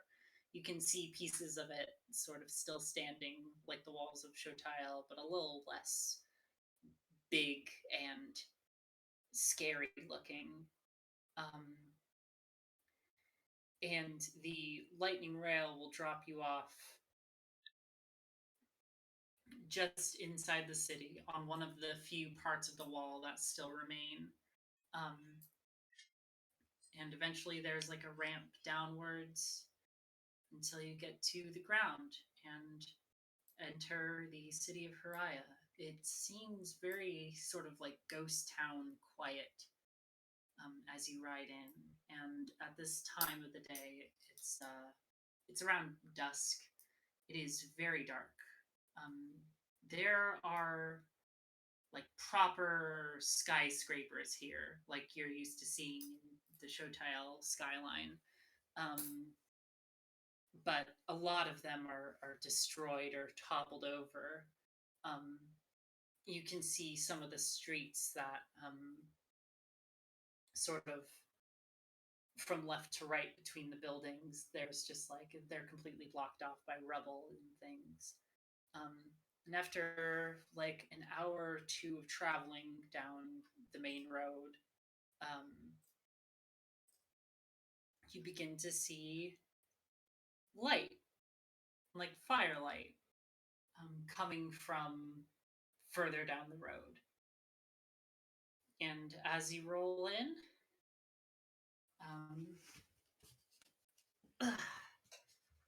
you enter this magnificent plaza, or what once was.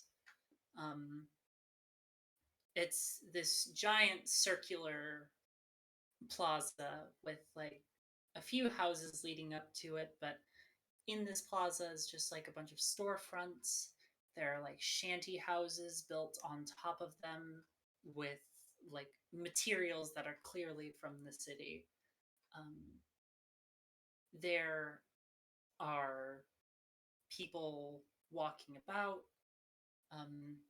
and there are like proper guards, like in uniform and everything. They don't really bear a sigil, but they're all in the same sort of like half plate armor with spears. And at this time, they're holding lanterns. Most of them seem pretty relaxed, but they'll see the Ember coach, and it'll come to a stop, and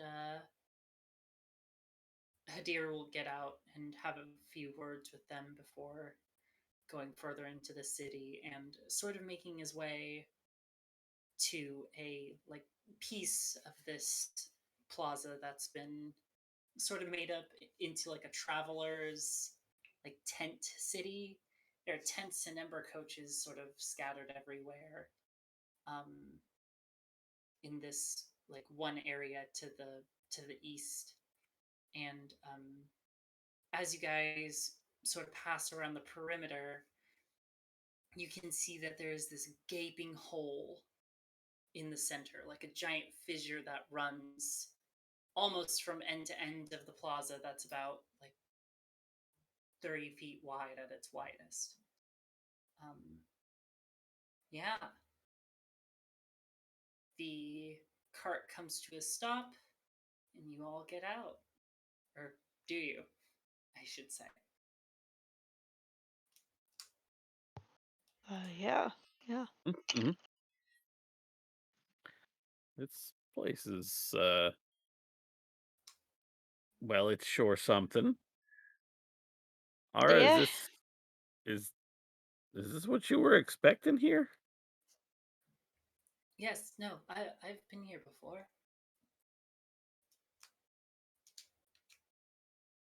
So what are we looking for? He gets out of the cart and points to the fissure, which you realize there's like scaffolding over a few pieces, as well as a few like small makeshift rickety footbridges. Well, the field is down there, so whenever convergence happens, we'll be taking the elevator shaft down. Oh shit. next to this fissure, about some of the only like structures that are like very up close to it, are a series of white and blue tents with gold trim. Does anybody speak Faerun around here? Around the party? No, I think that's the one language we don't have. Yep. Because we had that issue at the archives. Right. Yeah. There is something emblazoned on like one of like the roof pieces of these tents in Faerun that you can't really distinguish what it says. Hey Otto, what does that say? Oh, that's MRC. It's the Magic Research Commission. Cool. Yes. Have you not? Oh, right. he sort of like forgets and just is like, oh yeah, that's right. Magic ban.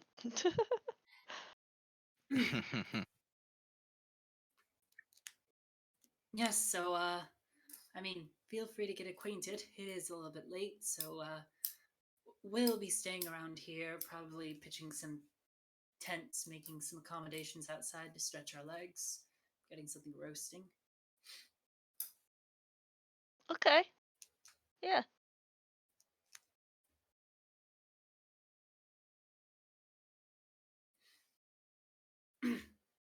have you been here before, Ara? Is there something we should expect? Like danger? I don't know, like anything. I mean, if you've been here before. I mean, it's just a sort of civilized place. Nothing too special, but there, there's always something going on around here, at least. A lot of hustle and bustle in this small little area. Outside, there are, you know, whatever made its home in the ruins of the city after the war, but we're safe in here. Okay. Okay.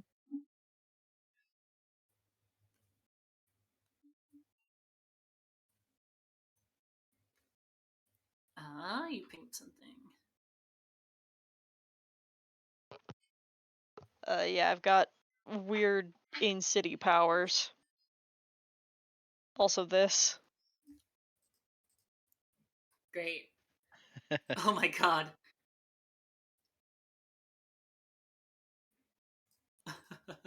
I don't know what that is going to mean effectively, but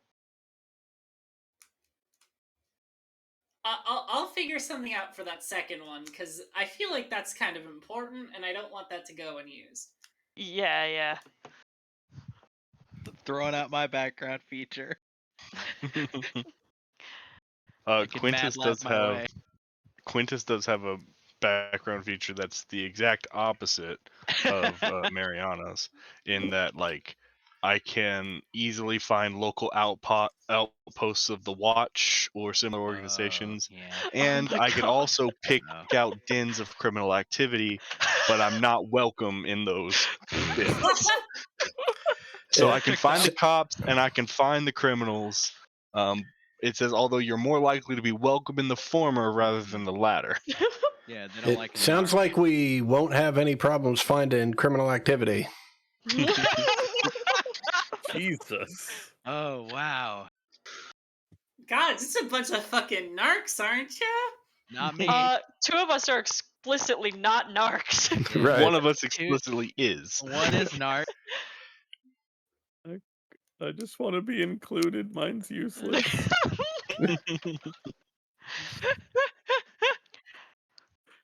Is yours entertainer, Ted? No, gambler. It's gambler. Oh, that's right. It's Oh, literally God. useless. Hell It is. yeah. It literally does nothing. All eyes on me. Yeah. I mean, by just like stepping out of this little sort of tent city area of the plaza, people definitely like you turn heads. I think not just on account of Xandal, but I feel like Xandal's addition to the party definitely adds something. You notice probably about the like most eclectic mix of races around here. There are notably fewer Kaveri, but like there are plenty of Faerun and Utmael and humans that are just sort of milling about. They definitely seem to be a bit more, you know, less like small settlement folk, like from the outside, as far as Mariana and Xandal can tell, and I guess the rest of you by the small taste that you got, I guess. But yeah. You guys got any direction of what you would like to find? You have plenty of tools to do it, and I'm not gonna say that it's gonna be too hard, but is there anything you guys would like to do? There are shops. There is, I mean, one very obvious tavern. And I want to go to the first shop I see with any kind of mechanical anything and try to pawn off this this construct arm I've been carrying around that nobody will take. I think before we even worry about that, like, do we know when convergence is supposed to be happening? True. Ara said that you get there around the time it would happen. I guess like closer to getting there when you guys see the city on the horizon, they might make a comment of like, "Oh, great, we're here before it happens. Like we're like 3 days early." So 3 you have days. a bit of Okay. time to explore. Yeah, you have 3 days until convergence starts.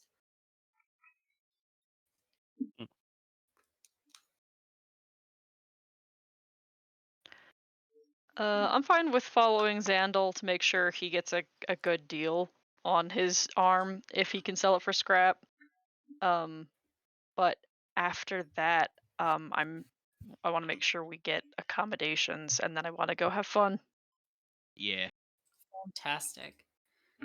So Xandal, walking the perimeter, you see something that, like, you see something very a shop that immediately catches your eye. It's sort of dim inside right now, but the door still, like, the sign on the door still says open, and you can see that there are like plenty of like automatons and firearms and Mhm. stuff that are like just lingering in the shop window or piled up in the corner somewhere. Yeah, I like pound on the door.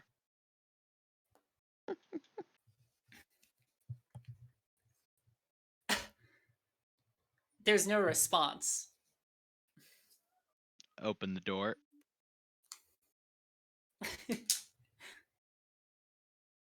You open the door and you can hear like muffled music, like very upbeat music Yeah, coming from the back of the shop behind the counter, and there's like a little dim light. You can also hear like every now and again some hammering, some cranking of a yeah, ratchet. I'll call out slightly louder. Hello. The music stops very abruptly and you hear some like banging of just like things falling over. Yeah, hold on 1 second. um and from like a door behind the counter emerges a Utmile woman with bangs and a very messy like bun at the top of her head. She's like covered in grease and she's wearing like big glasses. Yeah. Hey. Yes, I have 2 things to sell to you. Whoa. Okay. Mhm. I mean, it's not really a regular shop here, but I mean, Yes, I'm this is good not to see what you're regular goods. offering. The first one I lay down is the Ooh. construct arm, which was just from a random construct, like, and then I'll lay down the librarian's arm, which I also have in my bag. She looks down sort of like, huh, okay, yeah, at the first arm, and then the second one she like immediately like her jaw sort of opens a little wider. Whoa, where'd you get that thing? We tore it off of a guardian. Oh boy. Yeah, I can see that. Yeah. Oh man. I mean, do you have the rest of it? Is there anything intact? No servos? No. No. You didn't take the head, did you? No, I ripped the arms off. The head seemed complicated. Yeah. I mean, it's good craftsmanship, like undeniably, but all the good bits are like in the head and torso. Those are where all like the stuff that I can't usually get is. But I mean, I'm willing to take these off your hands. I could always use a few extra arms. Sorry, that sounded weird. Xandal just shrugs. How much for guess. Both? I could get you a pretty competitive price at. She'll like sort of like look up for a very, very prolonged moment, sort of like whispering numbers to herself. She's just sort of like spacing out for a while before she says, 50 gold? That sounds about right. Sure. I'll look at Mariana very briefly and say, is that a good price? She's going to say, yeah, dude, and cross her arms. Okay, 50 gold is fine.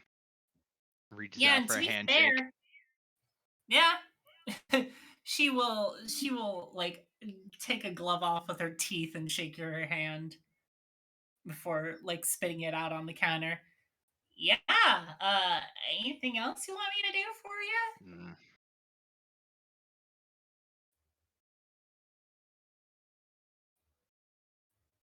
Mariana, you have the gun, right?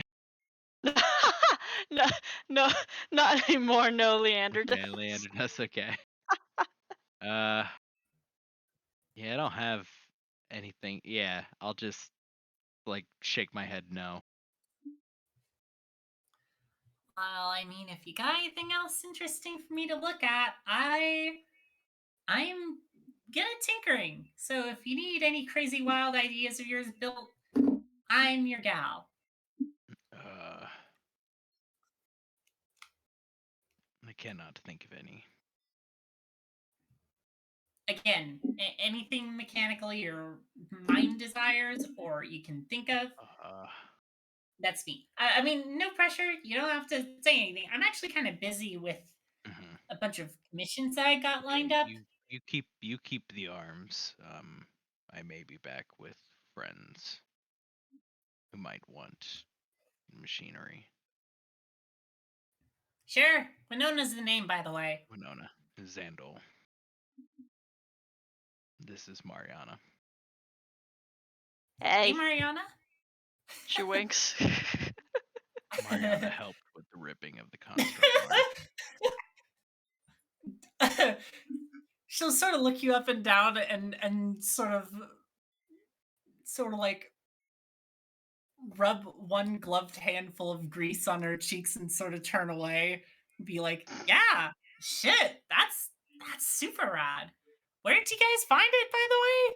I mean, not that I ever leave, but honestly, for something like this, I might. I mean, it's like buried in sand now. A really super old archive about the It's sunk, yeah. Yeah. Oh. Okay. Fuck. Damn. Okay. Well, I mean, thanks for the arm. I'm sure I'm gonna get something good out of it. It points to the librarian's arm. That one was owned by the construct that runs the whole thing. Ran the whole thing. Yeah, I can tell. I mean, they didn't used to use that intricate of like little servos and joints for just anything.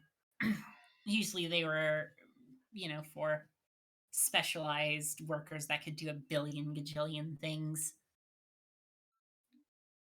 Yeah, it was really smart and it sort of did all of that, so that figures. Like it. Wow. We do not have any other pieces. Well, I mean, again, this is probably more than I was expecting, anyways. As I wasn't really expecting anything to come in. Well, cool. Also, thanks for not giving it to the nerds at the MRC. They wouldn't know what to do with it. Well, yeah, we totally thought about it and thought it would be cooler if someone who, that's Small businesses, Mhm. Wait a second, you're new around here, right? Yeah. The simultaneous.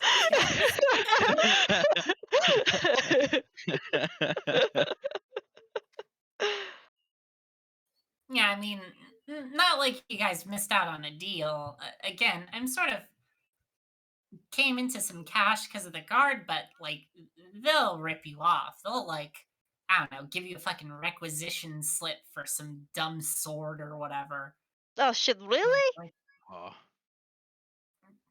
Yeah, but their swords aren't even like enchanted or magical or don't like spit fire or turn into plasma. Yeah, it's all boring shit. Okay, like I'm kind of a blockhead when it comes to weapons and shit, but do you have things that burst into flames and spit acid? Not acid plasma, and I could make one if I had the parts, of course, but you know, hard to come by when everything's buried in rubble and covered in monsters. Yeah, I could probably build something that spits fire though. That's easy enough. Oh shit, I could actually make some exploding gauntlets. Ooh. Why That's would a you good want idea. your gauntlets to explode? No, shaped charges. Super ultra strong gauntlets with a shaped firing mechanism that puts everything out forward instead of it backfiring at you. Well, I mean, theoretically. How much would strong gauntlets cost me?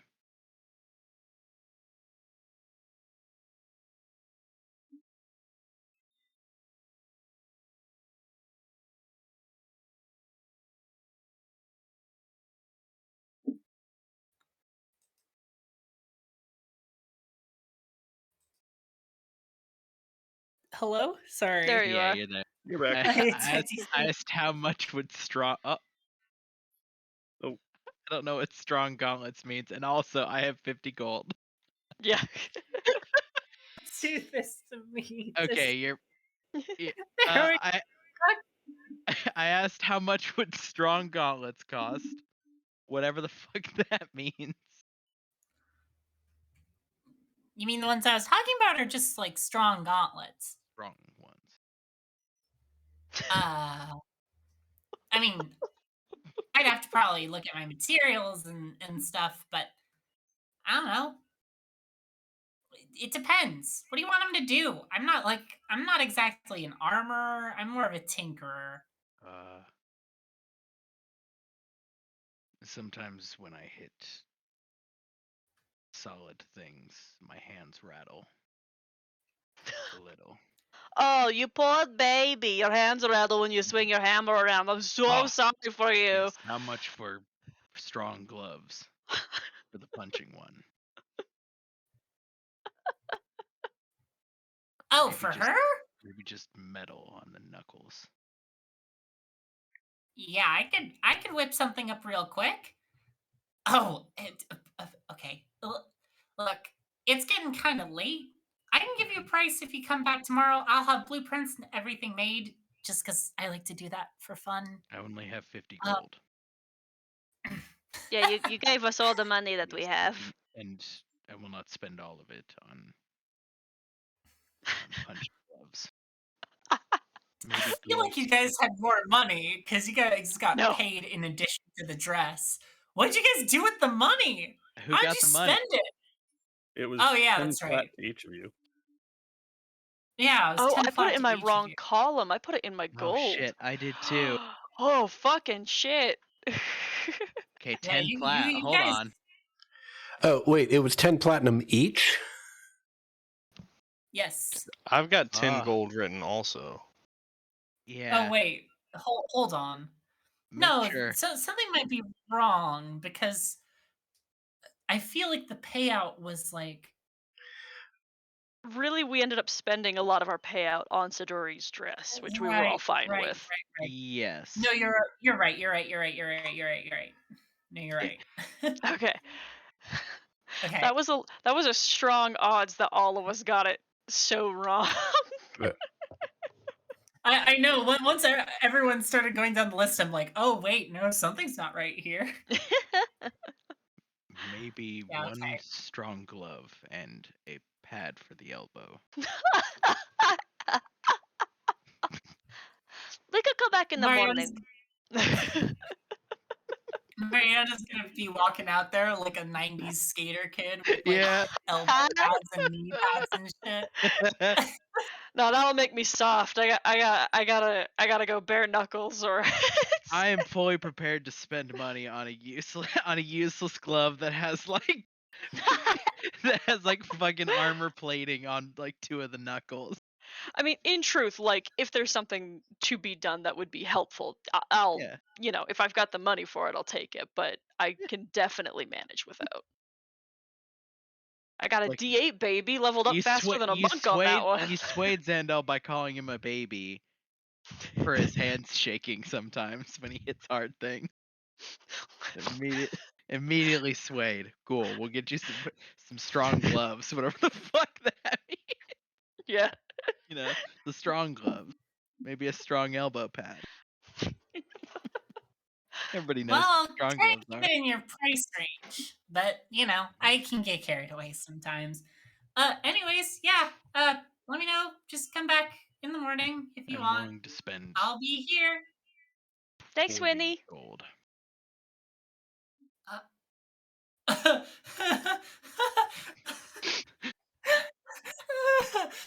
Upon that, she just like open jaw, just sort of kind of waves and like scurries back into the room. You hear the music start up again and her start banging.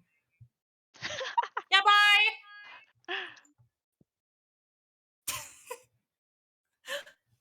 Mariana, I have an idea.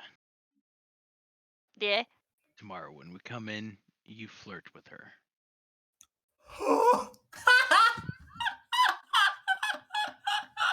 Okay. Did you see she blushed? Hmm. Maybe we'll get a discount on the strong gloves.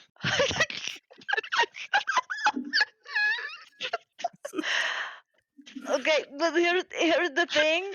I've not exactly been known for my charm, Like I don't.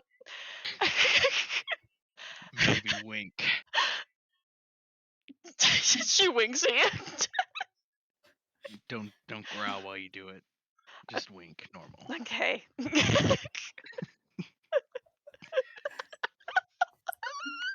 Fucking If- Shane. If this were a sitcom, this is the exact moment that Leander would slide in through the door and just be like, did someone say charm? Leander's like a cartoon character, just sort of like Daffy Ducks his way, just like slides into Snape. Like it's like holding up the wall and giving like a wink. The audience goes crazy. Yeah.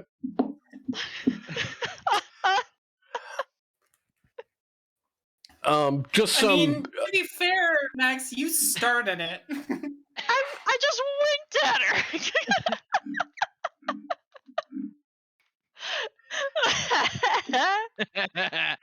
I'm a gross street dog. Like, if she's into that, that's fine. But like, that's something that she should probably. She was very clearly impressed that you helped rip off the arm. Yeah, but I'm just like a little thing. Exactly. That's why it's more impressive. Nobody gives a shit when I rip off a thing. I'm big, tall, strong. All right, cut away to the rest of the party. Yeah. What's Siduri and Leander and Quintus doing?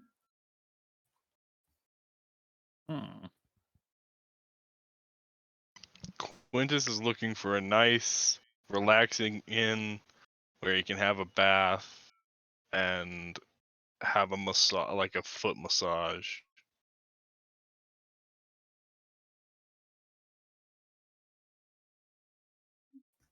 All right. Yeah, there isn't necessarily like an inn that houses that, but there is like a bathhouse here, and like if you ask around on the streets, people will like point you to one. Then yeah, that's what I'm after. Great. Um, all of the like signs hanging up in front of these establishments, by the way, are like very. You can tell that they used to be something else, but like were like the signs were like completely dipped in paint or painted over or like boarded like across whatever the lettering is, and stuff was like carved out of it. um so as nice as some of the places seem inside from just looking through the windows, there is still some sort of like, janky survivalist things about them. Like when you enter the bathhouse, like the first sort of like reception room looks fine. Um, and uh, the there is a Kaveri woman at the desk. She says, "Oh, hello there." Oh, hello. I was hoping y'all offered some sort of uh recuperation procedure. Uh, I'm pretty. Uh, what you got? Are you talking healing magic, or are you talking like Oh, I got massage, that covered. Just relaxation? something relaxing, something, you know, uh, quiet, peaceful. I'm not gonna get attacked by a fucking sandworm or some shit. Oh yeah, no, it's totally safe in here. Unfortunately, we don't really have any like privacy stalls. Although we do Oh, well, do, we do some like pedicure services, massages, things like that. Uh, we have curtains and stuff, but no walls. yeah, I'm not too worried about that.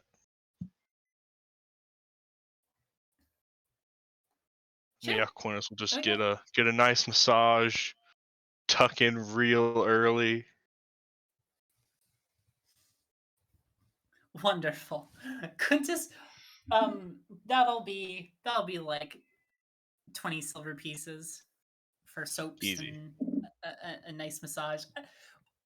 And as stated, there aren't any walls. Like a lot of these, like the first sort of row of baths and stuff are like communal ones.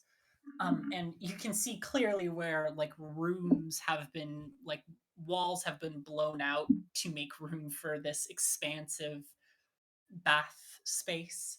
And towards the back are the ones with like the curtains and stuff with attendants around. Um, yeah, you have a nice relaxing night and turn in real early at do you end up finding the rest of them, or are you just gonna go back to the Ember coach?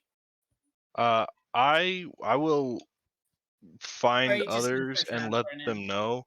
But yeah, I'm gonna look around for like an inn to stay in. All right, Siduri, what are you doing? You said there was a pretty obvious tavern, so Siduri Yes. is just headed right in. Fantastic.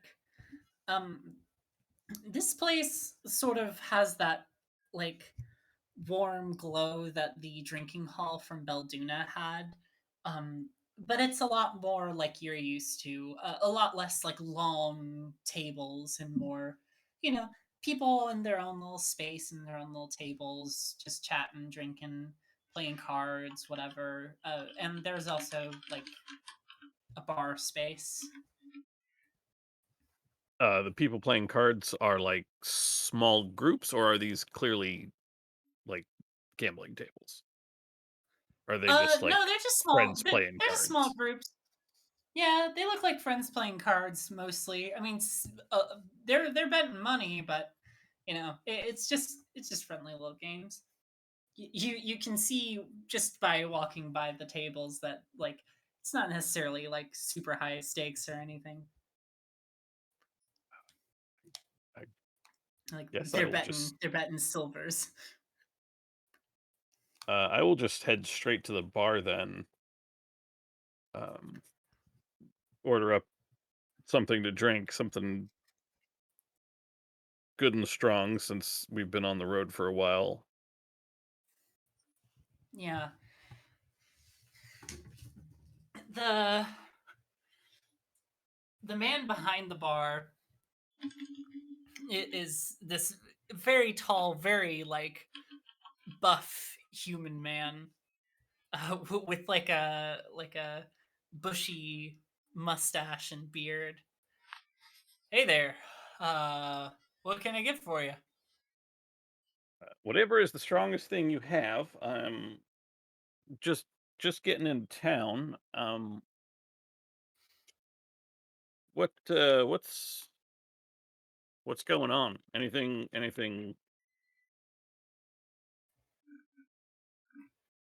What's doing? I just I got mean, here. yeah, I mean, I can recognize a fresh face when I see one. But I mean, everyone's getting sort of riled up for Convergence. People coming in from wherever. As or what are you here for? Just found a nice place to stay in the middle of the wasteland. Traveling with some folks. Met recently. I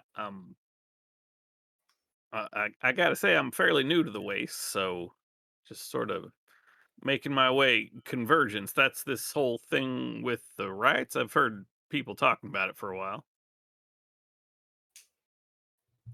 Oh no, Craig. No. Come back, my friend. Now recording. There we go, Craig.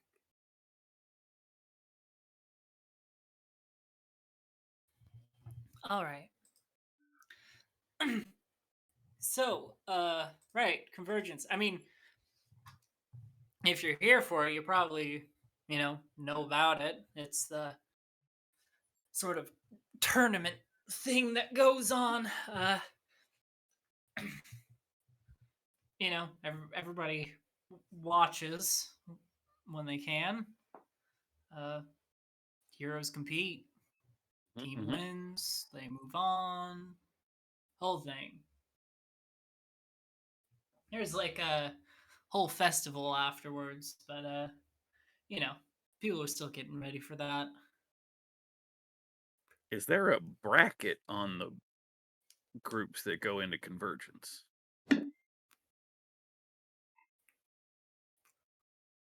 Like bracket? Yeah, like a betting pool. A betting pool? I mean, one sec.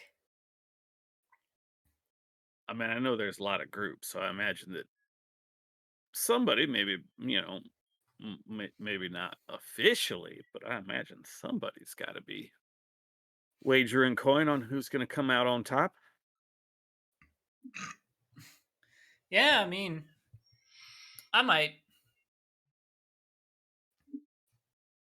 know. Ellie's heard some whispers about. I will pull out 5 gold to start, and just start sort of doing the thing where you pick up coins and in a stack and drop them into your hands. So there's clink, clink, clink, clink, clink, clink, clink, clink.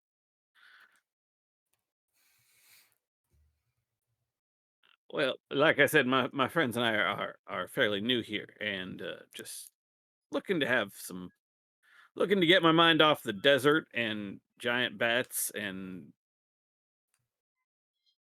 all kind of giant worms and shit, and just have some fun. I mean, well, as far as gambling houses go, it's a little exclusive. Uh, Weirdly enough, and I mean, there's a reason for everything, but betting gold is technically illegal. Oh. Well, Yeah, wouldn't gold's kind of more than just something you barter with, young lady. You know, and all that. I'm sorry, you cut out after more than something you barter with. Yeah, magic and all that. Huh.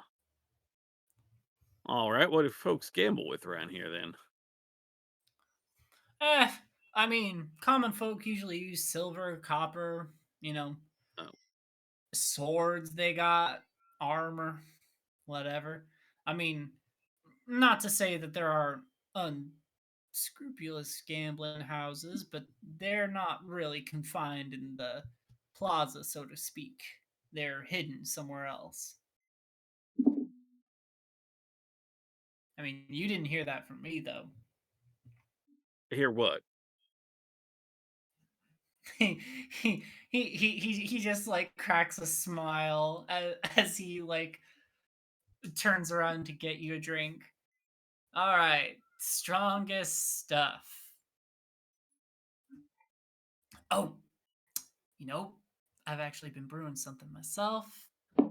Try this. He pulls a sort of silvery liquid in a bottle off the shelf, and he begins pouring it into a like small glass. No ice though, and he slides it your way. I'll give it a try. This one is kind of interesting.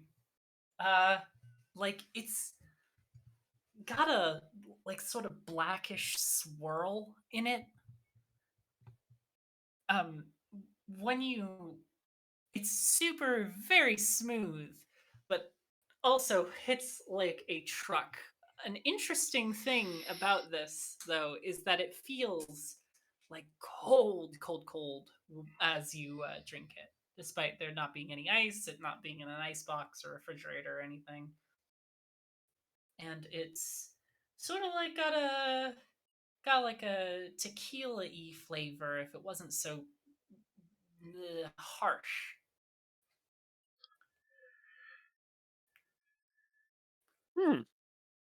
Well, that's sure something. Sure is. All right, well, I suppose I will keep an eye out for somewhere that might take some.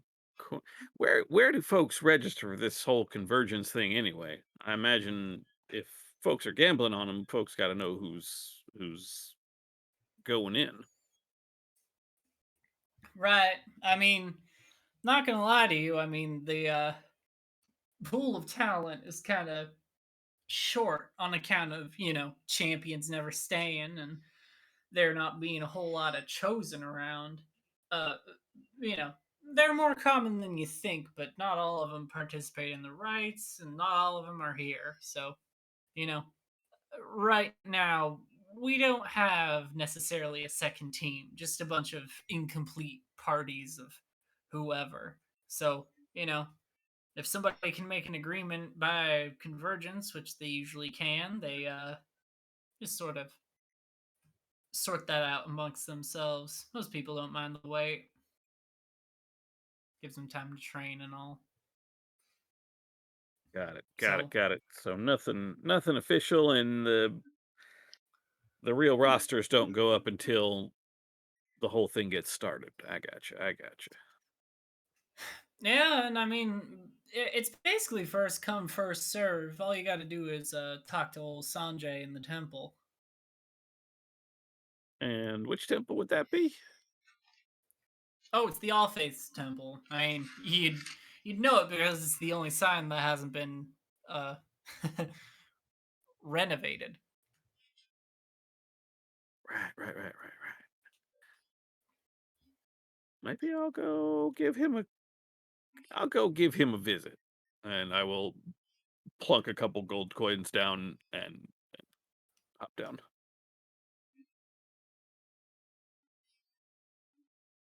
All right. Before you leave, like just he'll point you in the right direction. Just say where it's near and all that.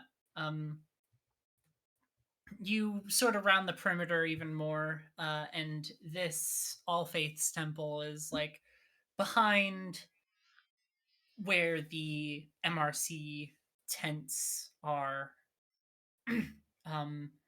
And as you approach, you see a large Utmail woman with tattoos and a broken horn, sort of weirdly close to the door, and she's knocking.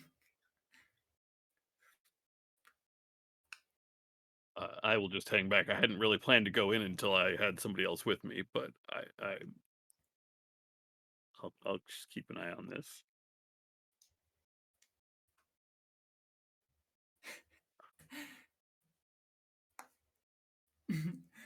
Yeah, she'll keep. How far away do you stop, by the way? I'm not really sure how thick the people cover is here, but 15, 20 feet away, where I can still sort of hear what's going on. The people cover is really none. There's nobody really milling around back here, and most of these places seem a bit more like residential, where this little thing is nestled in.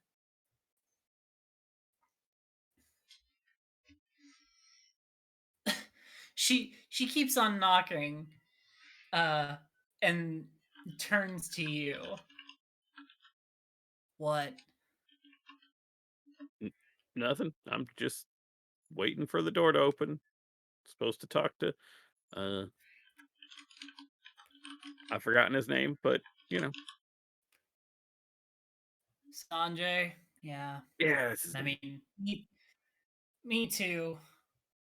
But oh, actually, she sort of like raises her head and you can see bandages on her eyes. What time is it?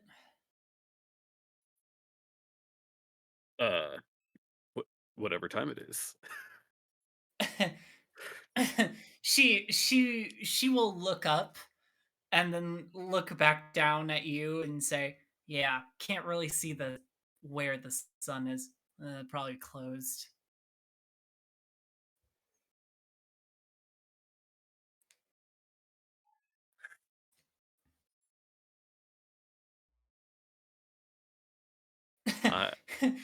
She'll still be sort of stand there a little bit despondent by the door before like just scooting over and sitting on the stoop. I guess I will just sit down. You must be here for Convergence also then? Yep. Don't really have anyone to do it with. Sounds like there's a whole town here of folks who need a whole group behind them, so I'm sure you'll be able to find somebody. Not anyone who's worth a damn.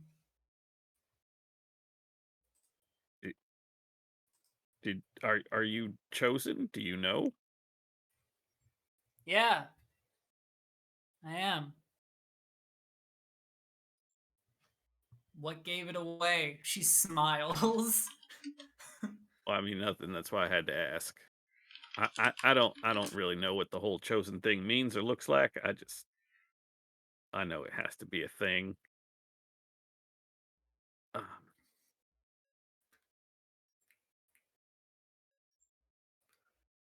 So are you?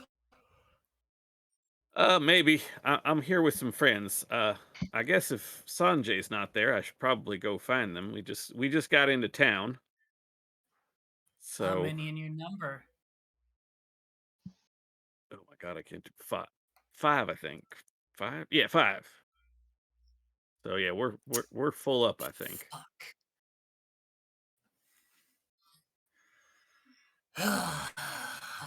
All right. Well, yes, thanks for telling me what time it is. She gets up off the stoop and starts walking back towards like the tent area. I will get up and I will scoot along town trying to find the people I came in with.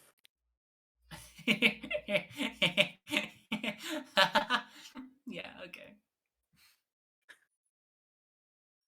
That was just weird. That's just I feel like but maybe nah, it couldn't be. By the way, like sorry, this is also something I should have mentioned. Something inside you when she turned to look at you got violent. Like there is something inside you that like was like kill, kill, kill, kill, kill, kill, kill. But you don't know what, and it was quiet enough for you to just like sort of stuff it down for a polite conversation. It was definitely some of those very familiar whisperings in your head, but this time it was more pointed instead of just sort of this jumbled mess going on. Yeah, definitely gonna go find everyone.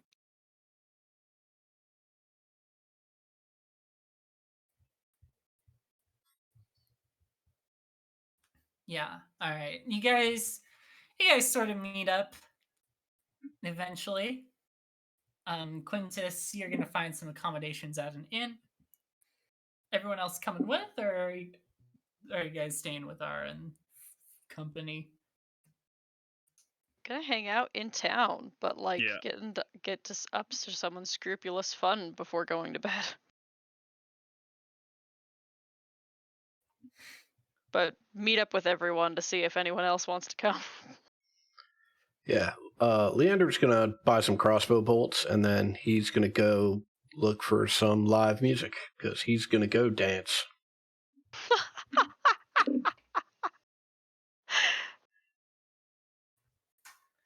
Hell yes. So, we will end on unscrupulous fun searching and a dance party.